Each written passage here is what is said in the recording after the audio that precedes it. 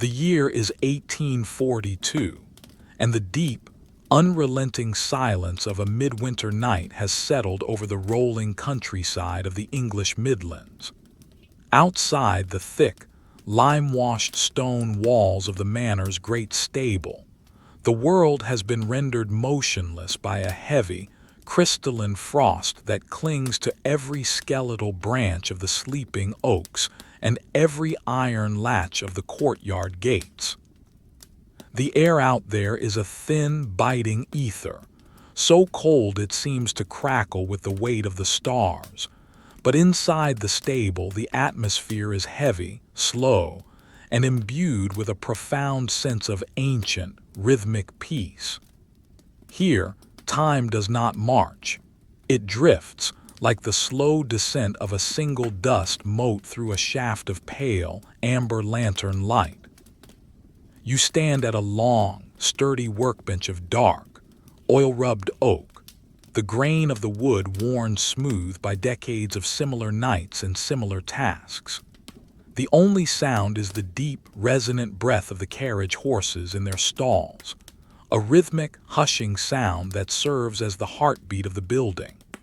Each exhale is a soft, billowing cloud of silver mist that rises into the shadows of the high, timbered ceiling, where the scent of dried timothy hay and old, weathered stone lingers like a comforting blanket. There is no urgency here. There is no conflict. There is only the singular, hypnotic focus of the task at hand, the care and preservation of the heavy leather harnesses that rest upon the bench before you. The lantern hanging from a rusted iron hook above your head flickers with a gentle, rhythmic pulse. The flame is a small, golden teardrop, encased in hand-blown glass that bears the tiny imperfections of its making, slight ripples and air bubbles that cast long, soft-edged shadows across the workspace. The light catches the frost on the small, high window pane, turning the ice into a shimmering mosaic of diamonds. But the cold remains outside, held at bay by the sheer mass of the stone walls and the shared warmth of the living creatures within. Before you lies a set of heavy wheel-horse harnesses, a complex assembly of thick, vegetable-tanned bovine leather and solid brass fittings. In its current state, the leather is dull, its surface matte and grayed by the salt of dried sweat and the fine, powdery dust of the limestone roads. You reach out a hand, your fingers tracing the edge of a wide traces strap. The leather feels cool, stiff, and strangely textured, a landscape of microscopic pores and tiny, hairline fissures that speak of long miles traveled under the summer sun and through the autumn rains. It is substantial, possessing a weight that anchors you to the present moment. Next to the harness sits your array of tools, laid out with a precision that borders on the ritualistic. There is a shallow wooden bowl filled with lukewarm water, its surface perfectly still, reflecting the golden glow of the lantern. Beside it lies a cake of hard saddle soap, a pale, cream-colored disc that smells faintly of lily of the valley and lye. Then there are the rags, strips of old, discarded linen shirts and soft, frayed wool from a weathered greatcoat. Each piece of fabric has its own history, its own specific texture. The linen is crisp and slightly abrasive, perfect for the initial cleaning, while the wool is thick and plush, reserved for the final, deep-glow polishing. Finally, there is the centerpiece of the evening's labor, a heavy, stoneware crock containing the conditioning paste. It is a secret recipe of the stable master's own making, a dense, buttery mixture of rendered tallow, yellow beeswax, and neatsfoot oil. When you lift the heavy lid, the sound is a soft, earthy thunk of suction breaking. The scent that rises is intoxicatingly mundane. The deep, musky aroma of animal fats, the sweet, floral undertone of the wax, and the sharp, clean scent of the oil. It is a smell of preservation, of safety, and of the long, quiet endurance of things well made. You begin with the first movement of the night, the preparation. You take a piece of the coarse linen, its edges unfinished and trailing a few loose threads. You dip it into the water, watching as the liquid slowly climbs the fibers of the cloth, darkening the pale fabric to a deep, wet gray. You squeeze it out with a slow, deliberate pressure, the water trickling between your fingers and falling back into the bowl with a series of tiny, musical splashes. Plink, plonk, plip. The rag is now damp, not dripping, just heavy enough to carry the weight of the water into the thirsty pores of the leather. You pick up the cake of saddle soap. It feels smooth and solid like a river stone. You rub the damp cloth against the soap in a slow, circular motion. Swish, swish, swish. The sound is muffled, a soft friction that creates a thin, low-foaming lather. You are not in a hurry. You watch as the white bubbles form, tiny and ephemeral, shimmering with the colors of the lantern light before collapsing into a rich, creamy film on the cloth. Now you bring the cloth to the leather. You choose a spot on the heavy collar housing, a broad expanse of thick hide. As the damp, soapy linen makes its first contact with the dry leather, there is a faint, hushing sound like the wind through dry grass. You move the cloth in small, methodical circles, no larger than a crown coin. With every rotation, the lather lifts a microscopic layer of dust. You watch as the matte gray surface begins to darken, revealing the deep, hidden chestnut brown of the original tan. The process is hypnotic.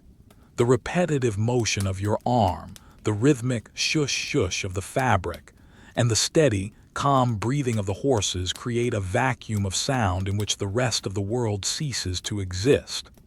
There are no carriages to prep, no masters to serve, no frozen roads to navigate. There is only the inch-by-inch transformation of the leather. You notice the way the soap foam settles into the stitching, thick, waxed linen thread that has been hand-sewn with a heavy awl. You take a small, soft, bristled brush made of horsehair and gently work the soap into the crevices of the seams. The bristles make a tiny, rhythmic scratching sound, scritch, scritch, scritch, as they dislodge the fine grains of grit trapped between the stitches. The air in the stable is still, yet it feels alive. A slight draft stirs a few pieces of golden straw on the floor, sending them skittering across the stone flags with a sound like dry parchment. One of the horses, a large bay shire named Captain, shifts his weight in the stall behind you. You hear the heavy thud of his hoof against the thick bedding of peat and straw, followed by a long, low groan of contentment. He is sleeping on his feet, his great head hanging low, his ears twitching occasionally in a dream of spring clover.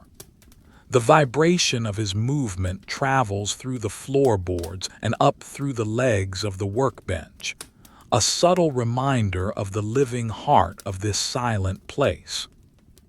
You return your attention to the harness. The first section is now cleaned, the soap having done its work. You take a fresh, dry piece of linen and begin to wipe away the excess moisture. This is a slower movement. You must ensure that no dampness remains in the grain. You feel the resistance of the leather increasing as it dries, the cloth dragging slightly over the surface. The sound changes from a wet shush to a dry, squeaky scrape. You follow the line of the leather, tracing the curves of the hames and the long, straight runs of the traces.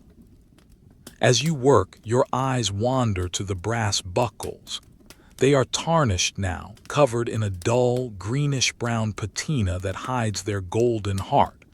That will be a task for later, a different rhythm of rubbing and shining. For now, you stay focused on the leather. You pick up the next piece of the harness, the breeching strap. It is long and heavy, designed to take the weight of the carriage when descending a hill. It feels cool and limp in your hands like a sleeping serpent. You repeat the process. Dip, ring, soap, circle. The monotony is the point.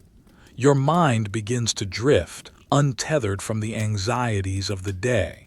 You find yourself contemplating the texture of the wall opposite you, the way the lime wash has flaked in one corner to reveal the rough, gray grit of the mortar beneath. You count the rings of the lantern's heat shield.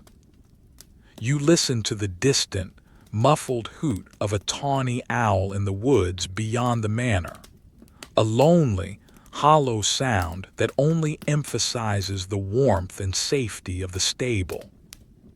The smell of the saddle soap is stronger now, a clean, medicinal scent that cuts through the heaviness of the stable air.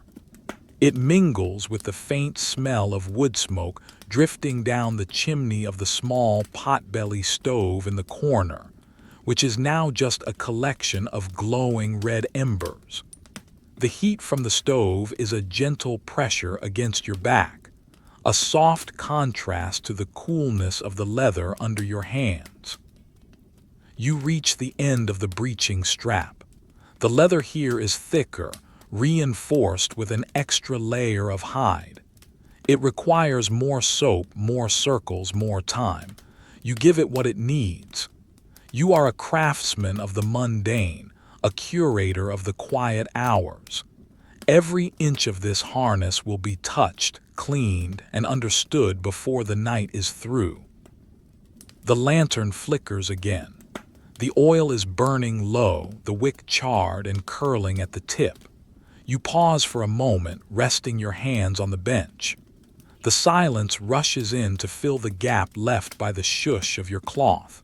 It is a thick, velvety silence, broken only by the crack of a cooling timber in the roof and the rhythmic, oceanic pull of the horse's lungs. You feel a deep, heavy tiredness beginning to settle into your shoulders, a pleasant weight that mirrors the weight of the leather. Your eyelids feel heavy, timed to the slow, golden pulse of the flame. But the work is not yet done. The cleaning is merely the introduction. The true transformation, the deep, hypnotic polishing, is yet to come. You pick up the cake of soap once more, your movements slow and fluid as you prepare to start on the heavy reins. The night is long, the stable is silent, and the frost continues to bloom on the window, ivory and cold, while you remain here, safe in the amber glow, lost in the endless, beautiful boredom of the leather. The dampness left behind by the saddle soap is now beginning to evaporate into the cool, still air of the stable. You watch with a gaze that has grown heavy and soft, as the dark, wet patches on the leather slowly lighten, returning to a matte, thirsty tan. This is a crucial interval, a moment of stillness within a night of stillness. You do not rush the drying process. To apply the oil too soon would be to trap the moisture within the fibers, and in this sanctuary of 1842, craftsmanship is measured by patience, not by the ticking of a clock. You sit back on your heavy wooden stool, the legs of which creak with a slow, low-pitched protest against the stone floor. The sound is singular and lonely, echoing briefly in the high rafters before being swallowed by the hay-scented shadows. Outside, a sudden, soft gust of wind brushes against the stable's exterior, a sound like the sigh of a giant. You hear the fine, dry snow, more like ice dust than flakes, skittering against the lime-washed stones and the heavy oak doors. It makes a dry, whispering sound, a hiss, hiss, hiss, that reminds you of how thin the line is between the biting winter and this pocket of golden warmth. Inside, the air remains unmoving. The heat from the cooling potbelly stove is now a faint, ghostly presence, just enough to keep the oil in its crock from thickening into a solid mass.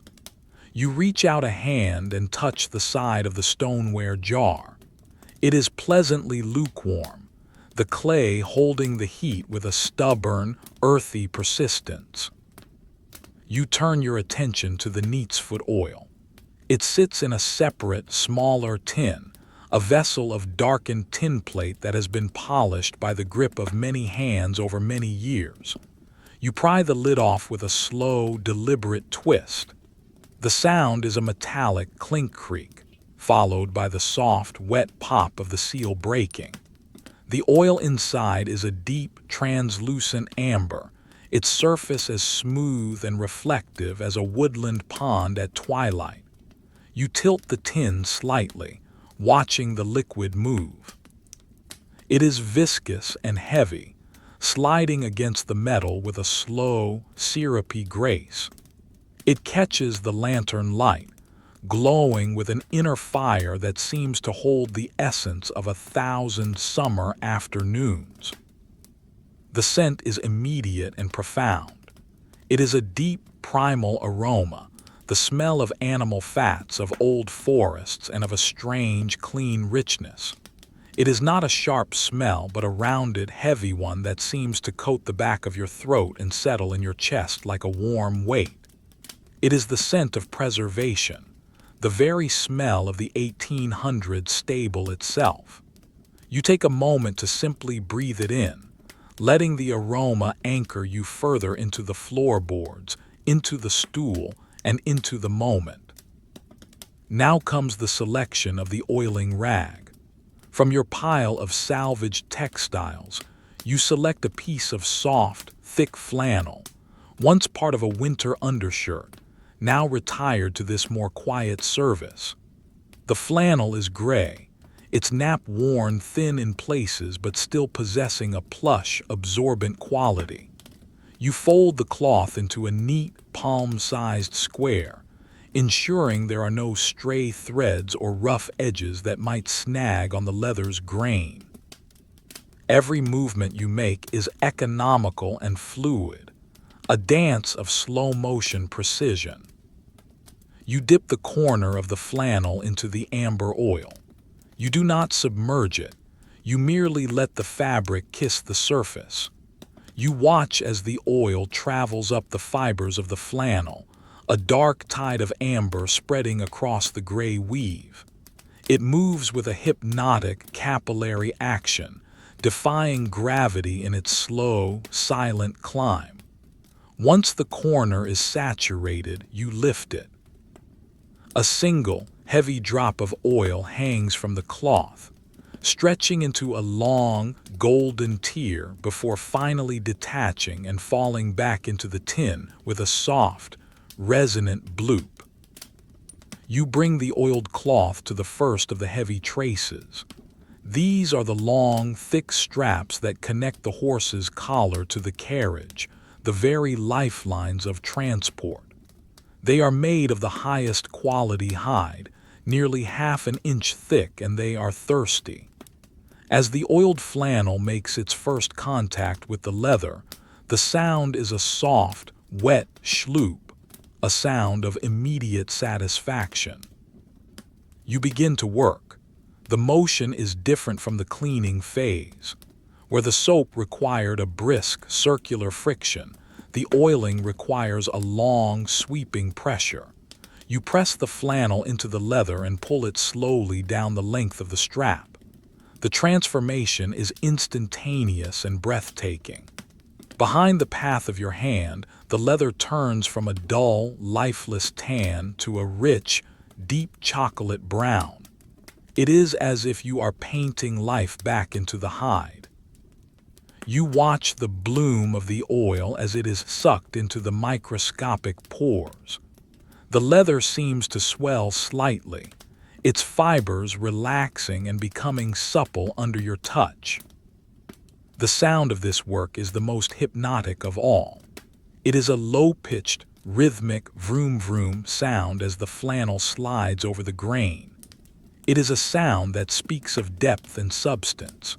You follow the oil with your eyes, watching how it pools slightly around the raised stitching before being drawn in by the wax thread. You notice the way the light reflects off the newly oiled surface.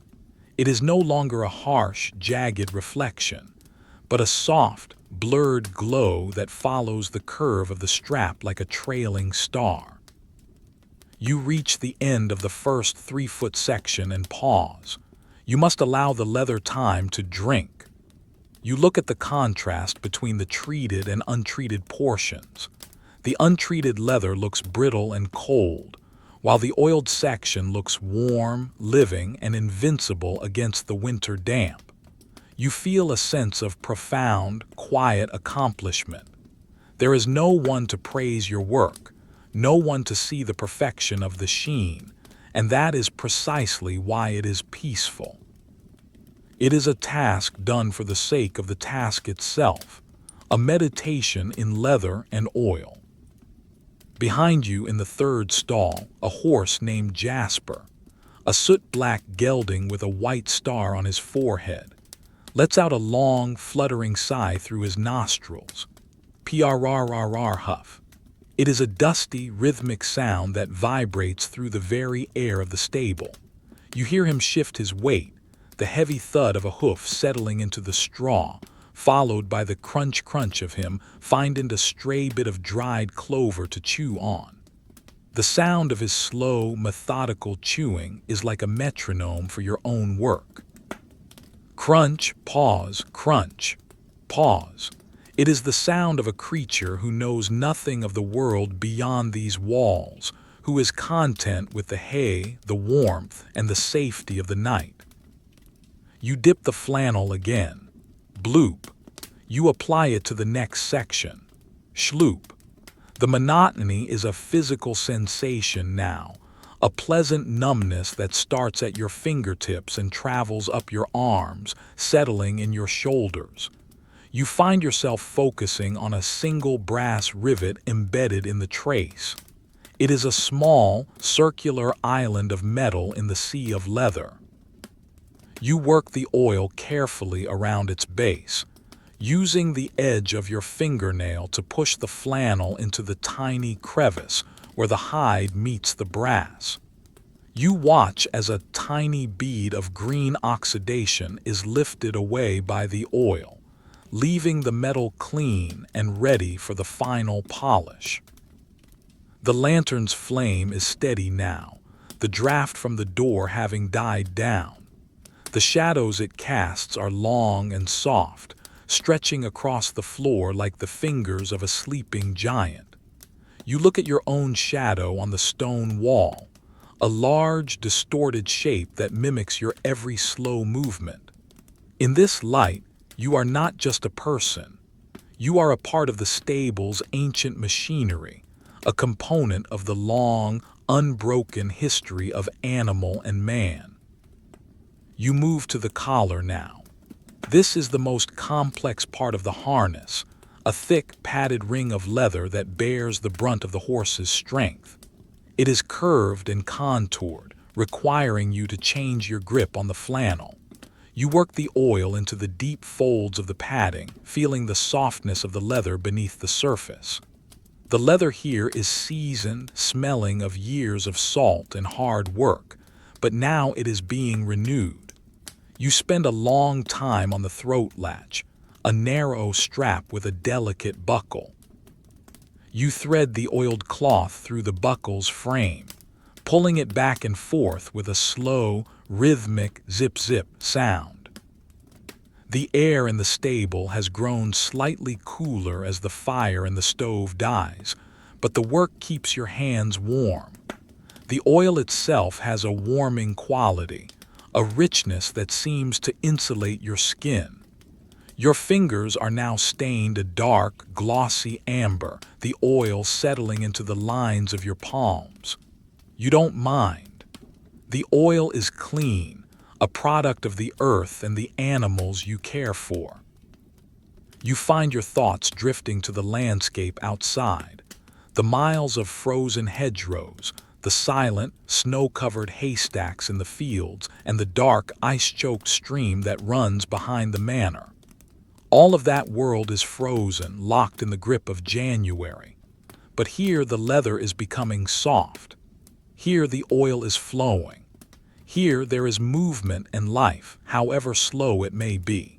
You think of the carriage that this harness will pull, the heavy, black-painted brougham with its velvet interior and its iron-rimmed wheels. When it sets out tomorrow, the leather will be ready. It will not crack in the cold.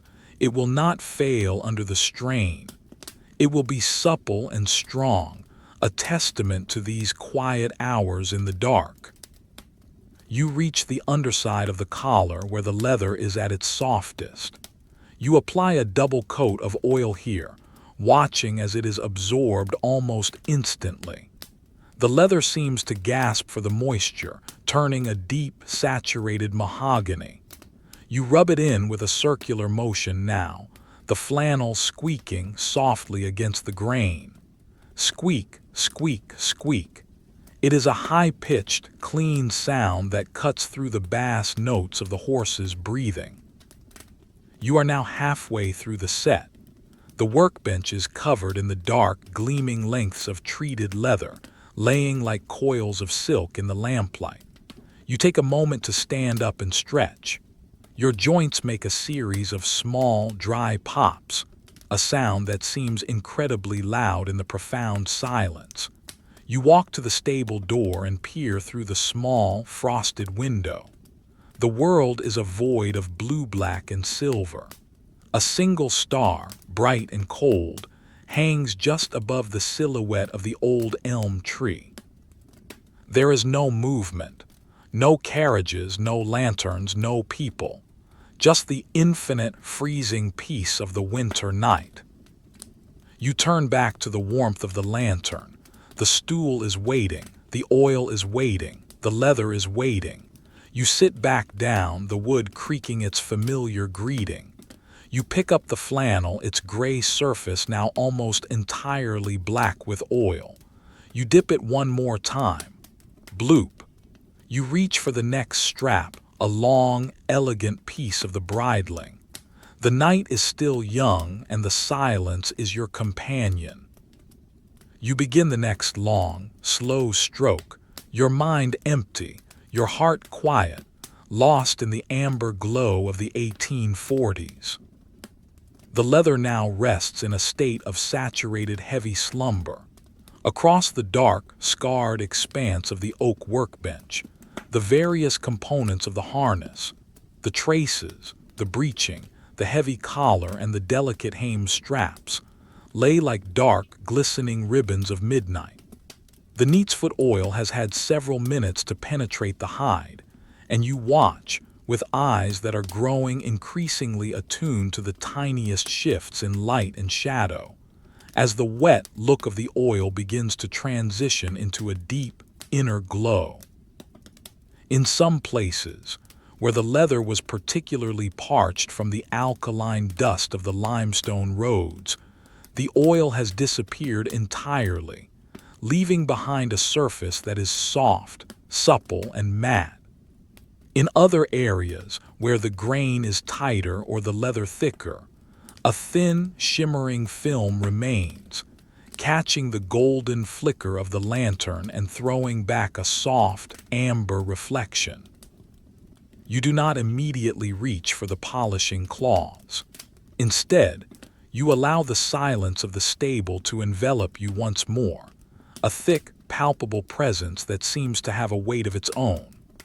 The lantern above your head hums with a barely audible vibration, a tiny, high-pitched That is the sound of oil being drawn up through a woven cotton wick. You look up at the glass chimney of the lamp. A thin veil of gray soot has begun to form near the top, a delicate, powdery accumulation that softens the light even further. You watch a single, microscopic spark dance within the flame, a tiny point of intense white light that vanishes as quickly as it appeared. The air at the level of your head is warm and heavy with the scent of the conditioning paste, but near the floor, a few inches above the heavy, irregular flagstones, the air is much cooler. You can feel the chill creeping around your boots, a slow, invisible tide of winter that has managed to seep under the heavy oak doors. You shift your feet slightly, and the sound of your leather soles against the stone is a dry, grating scritch that seems to echo in the cavernous space of the stable. In response, a horse in the far stall, a gray mare named Willow, blows a soft, wet breath through her muzzle. Fuff, huff, huff. It is a sound of immense comfort, a gentle release of pressure that signals her transition into a deeper state of rest. You hear the rustle of her shifting her weight in the thick bedding of golden wheat straw, the stalks snapping with a series of tiny, brittle pops that sound like a distant, miniature fire. You decide it is time to begin the working of the leather. This is the stage where the oil is massaged deeper into the fibers, ensuring that the hide remains flexible even in the sub-zero temperatures of a midwinter morning. From your basket of supplies, you select a new material, a square of heavy, dark brown boiled wool. This fabric was once a part of a sturdy winter cloak, and it possesses a dense, slightly oily texture of its own. It is thick and substantial in your hand, providing a firm cushion between your palm and the heavy leather. You pick up the first of the traces again. It feels different now, heavier, more limber. It no longer has the stiff, board-like quality it possessed at the beginning of the evening. It hangs from your hand with a graceful, fluid weight. You lay it flat across the bench and begin the first buffing stroke. The sound is a revelation. It is a deep, resonant whoosh as the wool slides over the oiled grain. There is a significant amount of drag now, a physical resistance that requires you to use the strength of your shoulder and arm. You move slowly with a rhythmic back-and-forth motion that covers perhaps 6 inches of leather at a time. Whoosh, whoosh, whoosh. With every stroke, you feel the heat of the friction building up between the cloth and the hide. This heat is essential. It thins the oil even further, allowing it to migrate into the very heart of the leather fibers. You focus your entire being on the sensation of that friction. You feel the microscopic texture of the leather, the tiny bumps and ridges that make up the unique fingerprint of this specific hide. You notice a small, healed scar on the surface of the leather, perhaps from a bramble bush the cow had brushed against years ago. You work the wool cloth over this scar with extra care, watching as the oil fills the depression and turns the pale, jagged line into a dark, smooth feature that is almost invisible. This is the essence of the boring history you inhabit, the slow, methodical erasing of the wear and tear of time. As you work, you become aware of the logistics of the harness. You begin to mentally sort the buckles and rings. There are the heavy brass hames, which are the 2 curved pieces of metal that fit into the groove of the collar. They are currently resting on a burlap sack on the floor, their weight making a deep impression in the weave. There are the terrets, the circular rings through which the reins pass, and the various D-rings and buckle tongues that hold the entire assembly together. Each of these pieces of metal will eventually need to be polished, but for now, they are just silent, heavy observers of your work on the leather. You move your hand to the stitching. This is one of the most hypnotic parts of the process. The harness is held together by heavy, hand-waxed linen thread, stitched in a perfect, slanted saddle stitch that ensures if one thread breaks, the others will hold.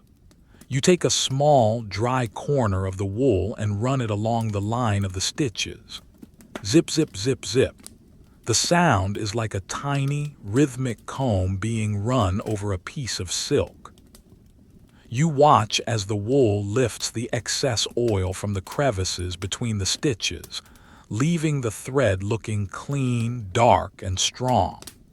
You admire the work of the saddler who made this. The way each stitch is exactly the same length. The way the thread is pulled to a uniform tension. It is a masterpiece of hidden labor, much like your own work tonight. The light from the lantern shifts as the wick mushrooms, a small bulb of carbon forming at the tip of the flame. You reach out with a small pair of iron snuffers and delicately clip the top of the wick. The snip is a clean metallic sound, followed by a momentary flicker as the flame readjusts. The light becomes brighter, whiter, casting sharper shadows against the stone walls. You see the reflection of the lantern in the brass fittings of the harness, a tiny, distorted world of gold and black. You return to the buffing. You are now working on the house of the collar, the broad, flat section that rests against the horse's shoulders. This requires a larger, more sweeping motion. You use both hands now, pressing the wool cloth down with the weight of your upper body. The sound deepens to a low, oceanic whoosh, whoosh, whoosh, whoosh. It is the sound of the tide coming in over a sandy beach. It is a sound that bypasses the conscious mind and speaks directly to the primitive need for rhythm and order. You notice the smell has changed again. The sharp, initial scent of the neatsfoot oil has mellowed, merging with the smell of the wool and the faint, sweet aroma of the beeswax that was used to treat the thread. It is a complex, grounding scent, the smell of industry and nature in perfect balance. It reminds you of the deep forests where the oaks grew, the fields where the flax for the thread was harvested, and the silent, cold winter nights that have always been the backdrop for this kind of work. In the stall next to you, Captain, the big Shire horse, lets out a long, low rumble in his throat, a nicker of recognition. He has smelled the oil and the leather, and he knows these scents mean care and attention. He doesn't move, but you can hear the slow, rhythmic clop thud of his tail hitting his flank once, twice, 3 times, whisking away a phantom fly in his sleep. The sound is like a soft drumbeat, marking the passage of the minutes. You find yourself staring at a single drop of water that has condensed on the iron hook of the lantern. It is a perfect silver sphere hanging precariously from the metal. You watch it for what feels like an eternity, waiting for it to fall. It trembles, elongates, and then with a silent grace it detaches and disappears into the shadows of the floor. There is no splash, no sound. It is just gone. You realize that your own movements have become just as fluid, just as silent. You are no longer working the leather. You are simply moving with it. You reach the end of the second trace. Both long straps are now buffed to a deep satin sheen. They are no longer oily to the touch, but they feel alive, warm, flexible, and immensely strong. You lay them side by side on the bench, making sure they are perfectly straight. You take a moment to admire the symmetry. They are like two dark rivers of polished stone, ready to take on the weight of the world. But there is still so much more to do. There is the breeching with its complex folds and heavy padding. There is the belly band, which is stained with the mud of a dozen counties. There is the headstall with its delicate browband and throat latch.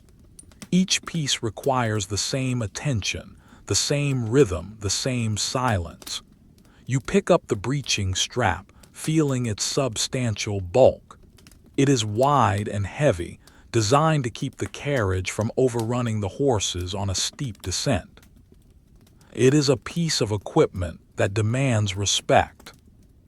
You fold your wool cloth to a fresh, clean side. You dip your fingers into the water bowl once more just to cool them, and then you begin again. Whoosh, whoosh, whoosh. The cycle continues. The winter wind outside has died down to a mere whisper, a faint hiss against the stone. Inside, the world is reduced to the size of your workbench, the glow of your lantern, and the endless, hypnotic texture of the leather. You are lost in the 1800s, lost in the silence, and perfectly, beautifully bored. The deep, velvety silence of the stable is momentarily punctuated by a heavy, resonant thud as you lift the breeching from its wooden peg and lay it across the workbench. This is the weightiest component of the wheel-horse harness, a broad, substantial strap of leather that sits behind the horse's haunches. In the hierarchy of the carriage's logistics, the breeching is the anchor. It is what allows the horse to sit back against the weight of the brougham as it descends the frost-slicked hills of the manor grounds. It is a piece of equipment that commands a different kind of attention, a slower, more physical engagement with the material. As it rests on the dark oak, the breeching seems to exhale a scent of its own, a mixture of old, dried sweat, the faint tang of iron, and the deep, earthy smell of the road. Because it sits against the animal's hindquarters, the underside of this leather is different from the traces. It is lined with a softer, more flexible hide, stuffed with a dense, springy layer of curled horsehair to prevent chafing. You run your palm over this padded section. It feels cool and strangely textured, the hair inside creating a series of microscopic ridges and valleys beneath the surface of the leather. You can feel the ghost of the horse's movement within the fibers, a testament to miles of rhythmic, heavy labor through the lanes of the Shire. Before you can begin the oiling, you must address the residue of the previous journey. The underside of the breeching is flecked with dried mud, not the light dust of the summer, but the heavy, mineral-rich clay of a winter thaw. In the golden glow of the lantern, these spots of mud look like small, gray barnacles clinging to a dark hull. You pick up a small tool from the bench, a blunt-edged bone folder, carved from the rib of an ox and polished to a glass-like smoothness. The task of removing the mud is a study in patience. You do not scrub, you do not scrape with force. Instead, you apply a gentle, horizontal pressure with the edge of the bone tool. Cr scritch. The sound is incredibly dry and brittle, a sharp contrast to the wet shush of the soap earlier. You watch as a small flake of dried clay detaches from the leather and falls onto the workbench, where it shatters into 1,000 tiny grains of gray dust. You repeat the motion. Scritch, scritch, scritch. You follow the line of the mud, working inch by inch.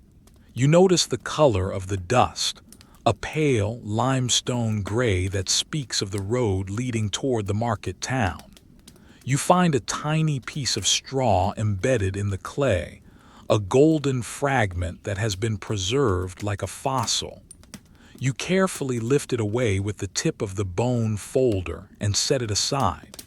There is a profound, meditative quality to this cleaning. You are uncovering the leather, peeling back the layers of the world to reveal the honest, hard-working material beneath. As you clear each section, you use a stiff-bristled dandy brush to sweep away the fine dust. The bristles are made of coarse palmyra fiber, and as they move over the grain, they create a rhythmic f-whoosh sound. You watch the dust dance in the beam of the lantern light, a swirling galaxy of microscopic particles that eventually settles into the shadows of the floor. The air remains still, the dust motes moving with a slow, Brownian motion that mimics the heartbeat of the stable itself. Once the mud is gone, you return to the soap. The leather of the breeching is thicker, more porous than that of the traces, and it requires a richer lather to penetrate the grime of the sweat salts. You take your cake of saddle soap and work the damp linen cloth into a thick, creamy foam. This time, you let the foam sit on the leather for a moment, watching as the tiny bubbles pop one by one, a sound so faint it is more a feeling in your ears than an audible noise. Pop, pip, pop. You imagine the soap molecules surrounding the salt crystals, lifting them gently from the grain. You work the soap into the padding. This requires a firm, kneading motion of your thumbs, almost like working dough for a farmhouse loaf. You feel the horsehair shifting inside the leather, a crunch-crunch sensation that is felt more in your joints than heard. You are not just cleaning the surface, you are softening the very core of the equipment. You spend a long, monotonous time on the D-rings, the heavy brass loops that are sewn into the ends of the breeching. These rings are nearly half an inch thick, cold to the touch and heavy with the weight of their purpose. The brass of the rings is currently dull, covered in a veil of grayish oxidation and the remains of old polish.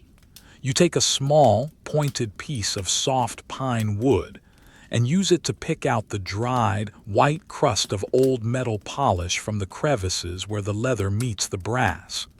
Tick, tick, tick.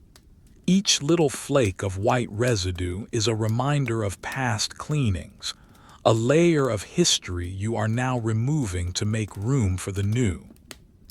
You work the point of the wood around the entire circumference of the ring, ensuring that every microscopic groove is clear.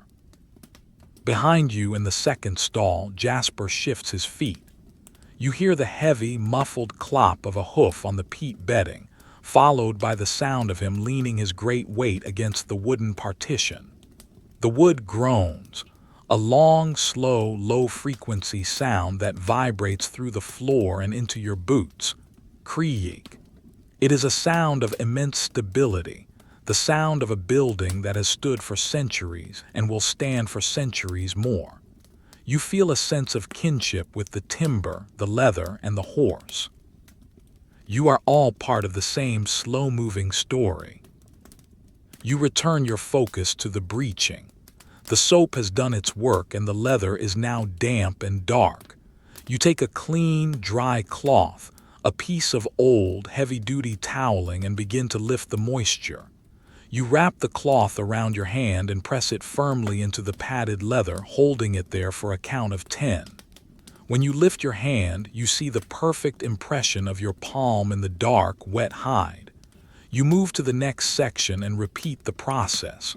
Press, hold, release, move. It is a slow, rhythmic pulse that mirrors your own breathing. The lantern's light catches a cobweb high in the rafters, a delicate silver geometry that remains perfectly still in the draft-free air. You find yourself wondering how long that spider has been there, watching the silent work of the stable. You think about the horses' winter coats, how they grow thick and woolly to trap the heat, and how the leather you are working on acts as an extension of their own skin. Everything in this room is designed for endurance, for the long, slow survival of the winter. You reach for the conditioning paste now, the mixture of tallow and beeswax.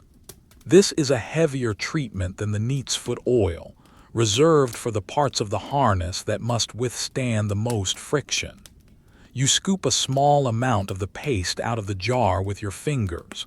It feels thick, slightly grainy, and incredibly rich.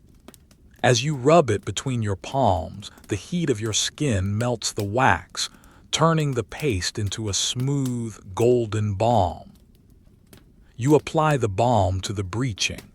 The sound is a soft, viscous schloop as the wax-heavy mixture meets the damp leather. You work it in with the heels of your hands using long, slow, circular strokes. The resistance is high. The wax wants to grip the leather, and you must use a steady, firm pressure to spread it evenly. You feel the muscles in your forearms tightening and relaxing in a hypnotic cadence. Push, circle, pull, push, circle, pull. The scent of the beeswax is now dominant in the small circle of light. It is a sweet, summery smell, the scent of clover fields and warm sun, trapped in a jar and released on a freezing January night. It mingles with the smell of the horses and the wood smoke, creating an olfactory landscape that is both comforting and profoundly boring. Your mind wanders to the logistics of the morning, the way the harness will be lifted onto Jasper's back, the way the cold brass will hiss against his warm coat, and the way the leather will creak as the first turn of the carriage wheels begins. But that is tomorrow. Tonight, there is only the wax and the leather. You notice a small, hand-stamped mark on the underside of the strap, the initials of the saddler who made it in 1838. You run your thumb over the indented letters, feeling the sharp edges of the stamp. You wonder if that saddler worked in a shop just like this, with a lantern and a silence so deep it felt like water. You feel a sense of responsibility to that unknown craftsman. You are maintaining his work, ensuring that his stitches remain tight and his leather remains supple. You move to the stay straps, the smaller pieces of leather that keep the breeching in place. They are narrow and delicate compared to the main body of the harness, but they require the same attention. You thread them through your fingers, feeling for any signs of wear or cracking. You find a small area where the grain has begun to check, a series of tiny, hairline fractures caused by the drying effect of the winter air. You apply an extra layer of the tallow paste to this area, watching as the rich fats fill the cracks and smooth the surface. You massage the leather until it feels warm and flexible again. The night continues its slow, invisible march. The frost on the window has grown thicker, the ice crystals forming intricate, feathery patterns that obscure the world outside completely. You are cocooned in this space of 1842, protected by stone and straw and the rhythmic labor of your hands. The lantern's flame is steady, a small, unwavering sentinel in the dark. You finish the first side of the breeching and turn it over. The weight of the leather as it flops over on the bench is a deep, satisfying whump. You begin the process again on the other side. Cleaning, picking, soaping, waxing. The repetition is not a burden. It is a sanctuary. It allows your thoughts to settle like the dust on the floorboards. You find yourself focusing on the sound of your own heartbeat, which seems to have synchronized with the slow, oceanic breathing of the horses. As you work the wax into the second side, you notice a small brass buckle that you missed earlier. It is a simple roller buckle designed to allow the strap to be tightened with minimal friction. You take a small piece of fine wool and a dab of the tallow, and you work it into the roller of the buckle. You move the roller back and forth with your thumb. Click whir, click whir.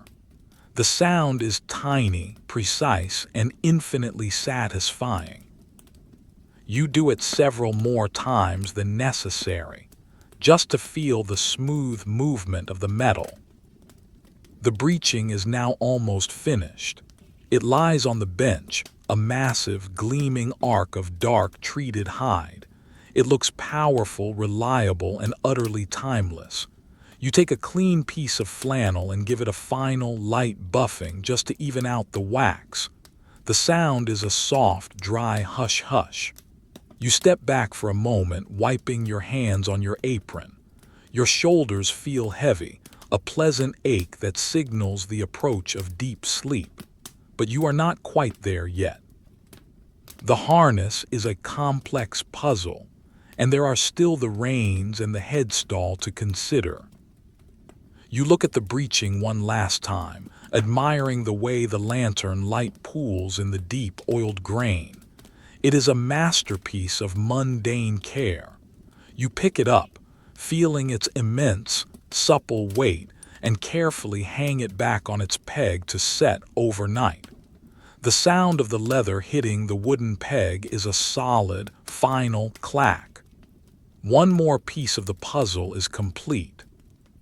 The silence of the stable rushes back in, thicker than before, as you reach for the next item on the bench, the long, elegant reins of the near-side horse.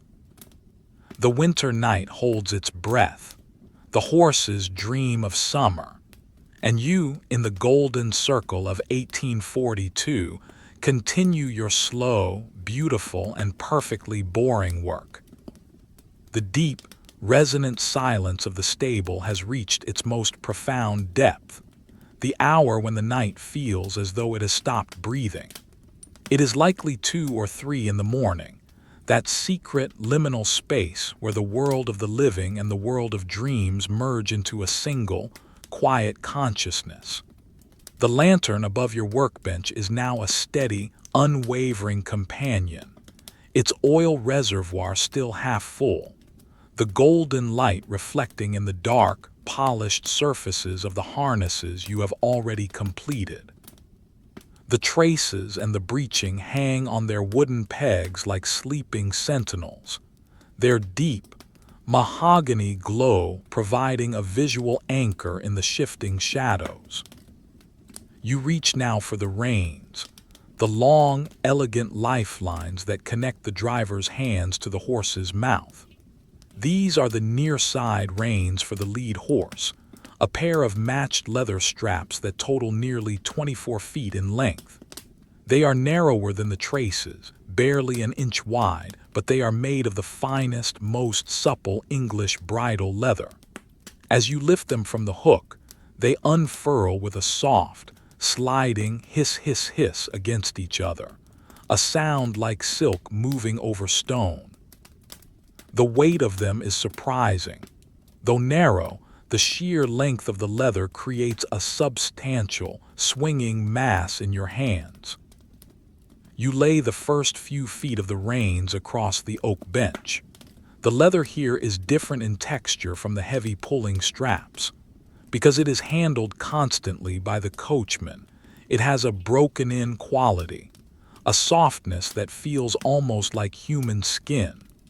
However, the winter air and the salt from the horses' necks have left a fine, white bloom on the surface, a crystalline residue that makes the leather feel slightly tacky and dull. You run your bare thumb along the edge of the strap. The sensation is one of slight resistance, followed by a smooth, cool glide where your skin has momentarily warmed the oils within the hide. Your first task is the running of the reins. This is a diagnostic movement, a slow sensory inspection that requires you to pull the entire length of the leather through your closed palms. You begin at the bit end, where the leather is folded over a small, solid brass buckle. You close your hand around the strap and begin to pull. The sound is a continuous, low-pitched shhhhhhhrp. It is a rhythmic, hypnotic sound that fills the small circle of lantern light. You move your hand slowly, perhaps 6 inches at a time, feeling for any imperfections. You are looking for burrs, tiny, sharp fragments of grain that might have been raised by a snag, or checks, those microscopic cracks that signal the leather is becoming brittle. As the leather slides through your grip, you feel the subtle variations in thickness, the places where the saddler's knife pared the hide down to ensure a perfect balance. You find a small knot in the leather, not a flaw in the material, but a tiny accumulation of dried sweat and horsehair that has become lodged in the grain. You pause. You pick up a small, soft-bristled toothbrush-style tool, its handle made of darkened boxwood. You dip the bristles into a small amount of clean water and begin to gently agitate the spot. Scritch, scritch, scritch. The sound is tiny, precise, and focused. You watch as the water turns a faint, cloudy gray, lifting the salt and the hair from the pores. You wipe the area dry with a piece of soft chamois leather, watching the dark, wet spots slowly fade back to the matte tan of the parched hide. The length of the reins means this process is incredibly repetitive. You pull, you feel, you check, you clean. Pull, feel, check, clean. It is a cycle that demands nothing of your intellect but everything of your presence. Your mind drifts to the logistics of the rein's manufacture. You think of the tannery where this hide spent months submerged in pits of oak bark liquor, the tannins slowly transforming the raw skin into this enduring, flexible material. You think of the currier who worked the fats and oils into the leather by hand, stretching it on large wooden frames to ensure it would never give or snap under the tension of a startled horse. The air in the stable has grown slightly crisper, the scent of the frost outside beginning to compete with the smell of the wood smoke. You can feel the coldness of the brass bitends against your fingertips, a sharp, metallic chill that makes the warmth of the leather feel even more comforting. You pick up the bitend buckles. These are Conway buckles, simple and elegant, designed to allow the length of the reins to be adjusted with a single hand. They are currently covered in a fine gray dust. You take a small, dry rag and begin to floss the buckle, pulling the fabric back and forth through the narrow frame. Zip-zap, zip-zap. The sound is high-pitched and clean. You watch as the brass begins to emerge from beneath the dust, a pale, lemony gold that catches the lantern light in a sharp, singular point. Behind you, Captain lets out a long, shuddering breath that ends in a soft flutter of his lips. PPPHHFF, it is a sound of total relaxation. You hear him shift his weight again, the straw beneath his hooves making a crackle-crunch sound that is as dry as parchment. The horses are your silent witnesses, their rhythmic existence providing the metronome for your labor.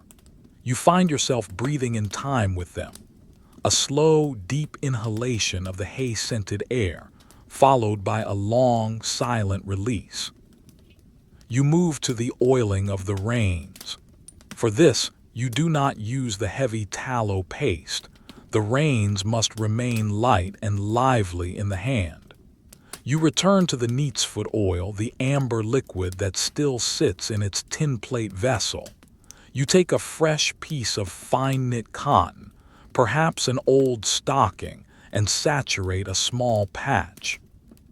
The application of the oil to the reins is a study in fluid motion. You wrap the oiled cloth around the strap, gripping it firmly, and then you pull the leather through the cloth in one long, continuous stroke. The sound is a wet, sliding squeak hush, squeak hush. Behind the path of the cloth, the leather transforms. The dull, chalky surface vanishes, replaced by a deep, liquid mahogany. The oil seems to travel into the leather with an almost magnetic pull. You watch the tide of the oil as it spreads toward the edges of the strap, darkening the grain until it looks like a strip of polished, semi-precious stone. You repeat this for the entire 24 feet. You work in sections of 4 feet, coiling the finished leather on a clean burlap sack on the floor as you go. The sound of the oiled leather coiling against itself is a soft, leathery clack-slap, a sound of substance and weight. As the pile of reins grows on the floor, the scent of the neatsfoot oil becomes more intense, a rich, musky cloud that seems to insulate you from the cold. Once the oiling is complete, you turn your attention to the headstall, the bridle itself. This is the most complex assembly of small parts in the entire harness. It consists of the brow band, the throat latch, the cheek pieces, and the blinkers. Each of these straps is narrow, often no more than half an inch wide, and they are joined by a multitude of small, delicate buckles. The brow band is the most decorative element. It is made of patent leather that has been treated with layers of linseed oil and pigment to create a glass-like reflective surface. It is designed to sit across the horse's forehead, catching the light as the carriage moves. Currently, the patent leather is smeared with a fine film of condensation and dust. You do not use oil here. Instead, you take a clean, dry silk rag, a precious scrap of an old necktie. The polishing of the patent leather is a delicate, silent task. You breathe on the surface, the warmth of your breath creating a small, gray cloud of fog on the black leather. Then you rub the silk rag in tiny, rapid circles, frit, frit, frit, frit. The sound is almost inaudible, a high-frequency vibration. You watch as the fog clears, revealing a surface so black and so shiny that you can see the reflection of the lantern flame perfectly mirrored in it. You move to the next inch and repeat. Breathe, rub, shine. It is an exercise in miniature perfection. The blinkers are the heavy, square shutters that sit beside the horse's eyes to prevent them from being spooked by the movement of the carriage wheels. They are made of 2 layers of heavy leather sewn together around a stiff internal frame. You run your fingers along the stitching of the blinkers. There are over 12 stitches to the inch here, a testament to the skill of the master saddler. You take a small, waxed thread and a needle and tack, a single stitch that has started to fray. The pop of the needle through the leather is a sharp, satisfying sound in the silence. Pop, pull, snip. As you work on the delicate buckles of the cheek pieces, you notice the way the light from the lantern is beginning to change. The shadows on the wall seem to have softened, the edges less defined as the oil in the lamp burns lower. The mushrooms on the wick have grown again, and the flame is beginning to dance with a rhythmic, pulsing motion. You pause, your hands resting on the cool leather of the bridle. You look at the frost on the window again.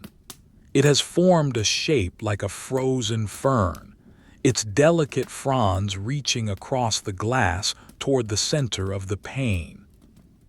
You think about the logistics of the morning, how the bit will be warmed by the fire before being placed in Willow's mouth, how the leather of the reins will feel cold and stiff for the first few minutes of the drive before the heat from the coachman's hands begins to soften it again.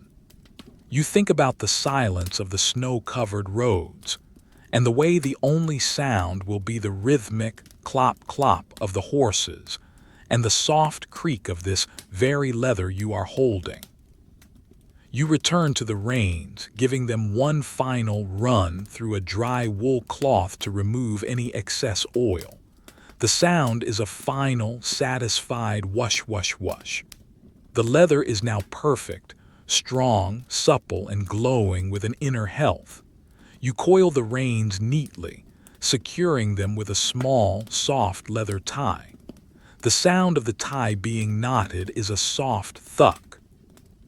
You pick up the headstall and the reins together, feeling the complex weight of the assembly. You hang them on the highest peg, the one reserved for the fine leather. The brass buckles clink together with a sound like distant wind chimes, a delicate musical tinkle-clink that fades slowly into the silence. Part 5 of your labor is complete. Half of the harness is now restored. You look at your hands. They are dark with oil and wax, the skin feeling soft and saturated. You wipe them on a clean rag, the friction generating a pleasant heat. You sit back on your stool, the wood groaning its familiar low-frequency acknowledgement. The stable is still silent. The horses are still dreaming. And the winter night continues its slow, majestic, and infinitely boring journey toward the dawn. You close your eyes for just a moment, listening to the heartbeat of the building, before reaching for the next piece of leather, the heavy, mud-stained belly band. The stable has reached a state of equilibrium, a perfect balance between the encroaching frost of the 1842 winter and the stagnant, hay-scented warmth of the interior. The lantern's flame, though smaller now, casts a light that feels more concentrated, more intentional. It illuminates a small, golden hemisphere on your workbench, leaving the rest of the carriage house in a soft, charcoal-gray gloom. You reach down into the shadows at your feet and lift the next item of the set, the belly band, also known as the girth.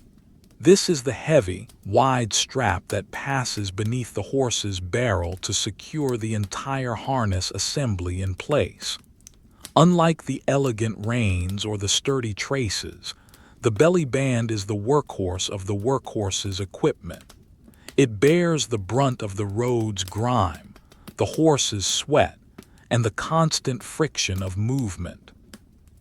As you lay it across the oak planks, the sound is a muffled, heavy thud slap.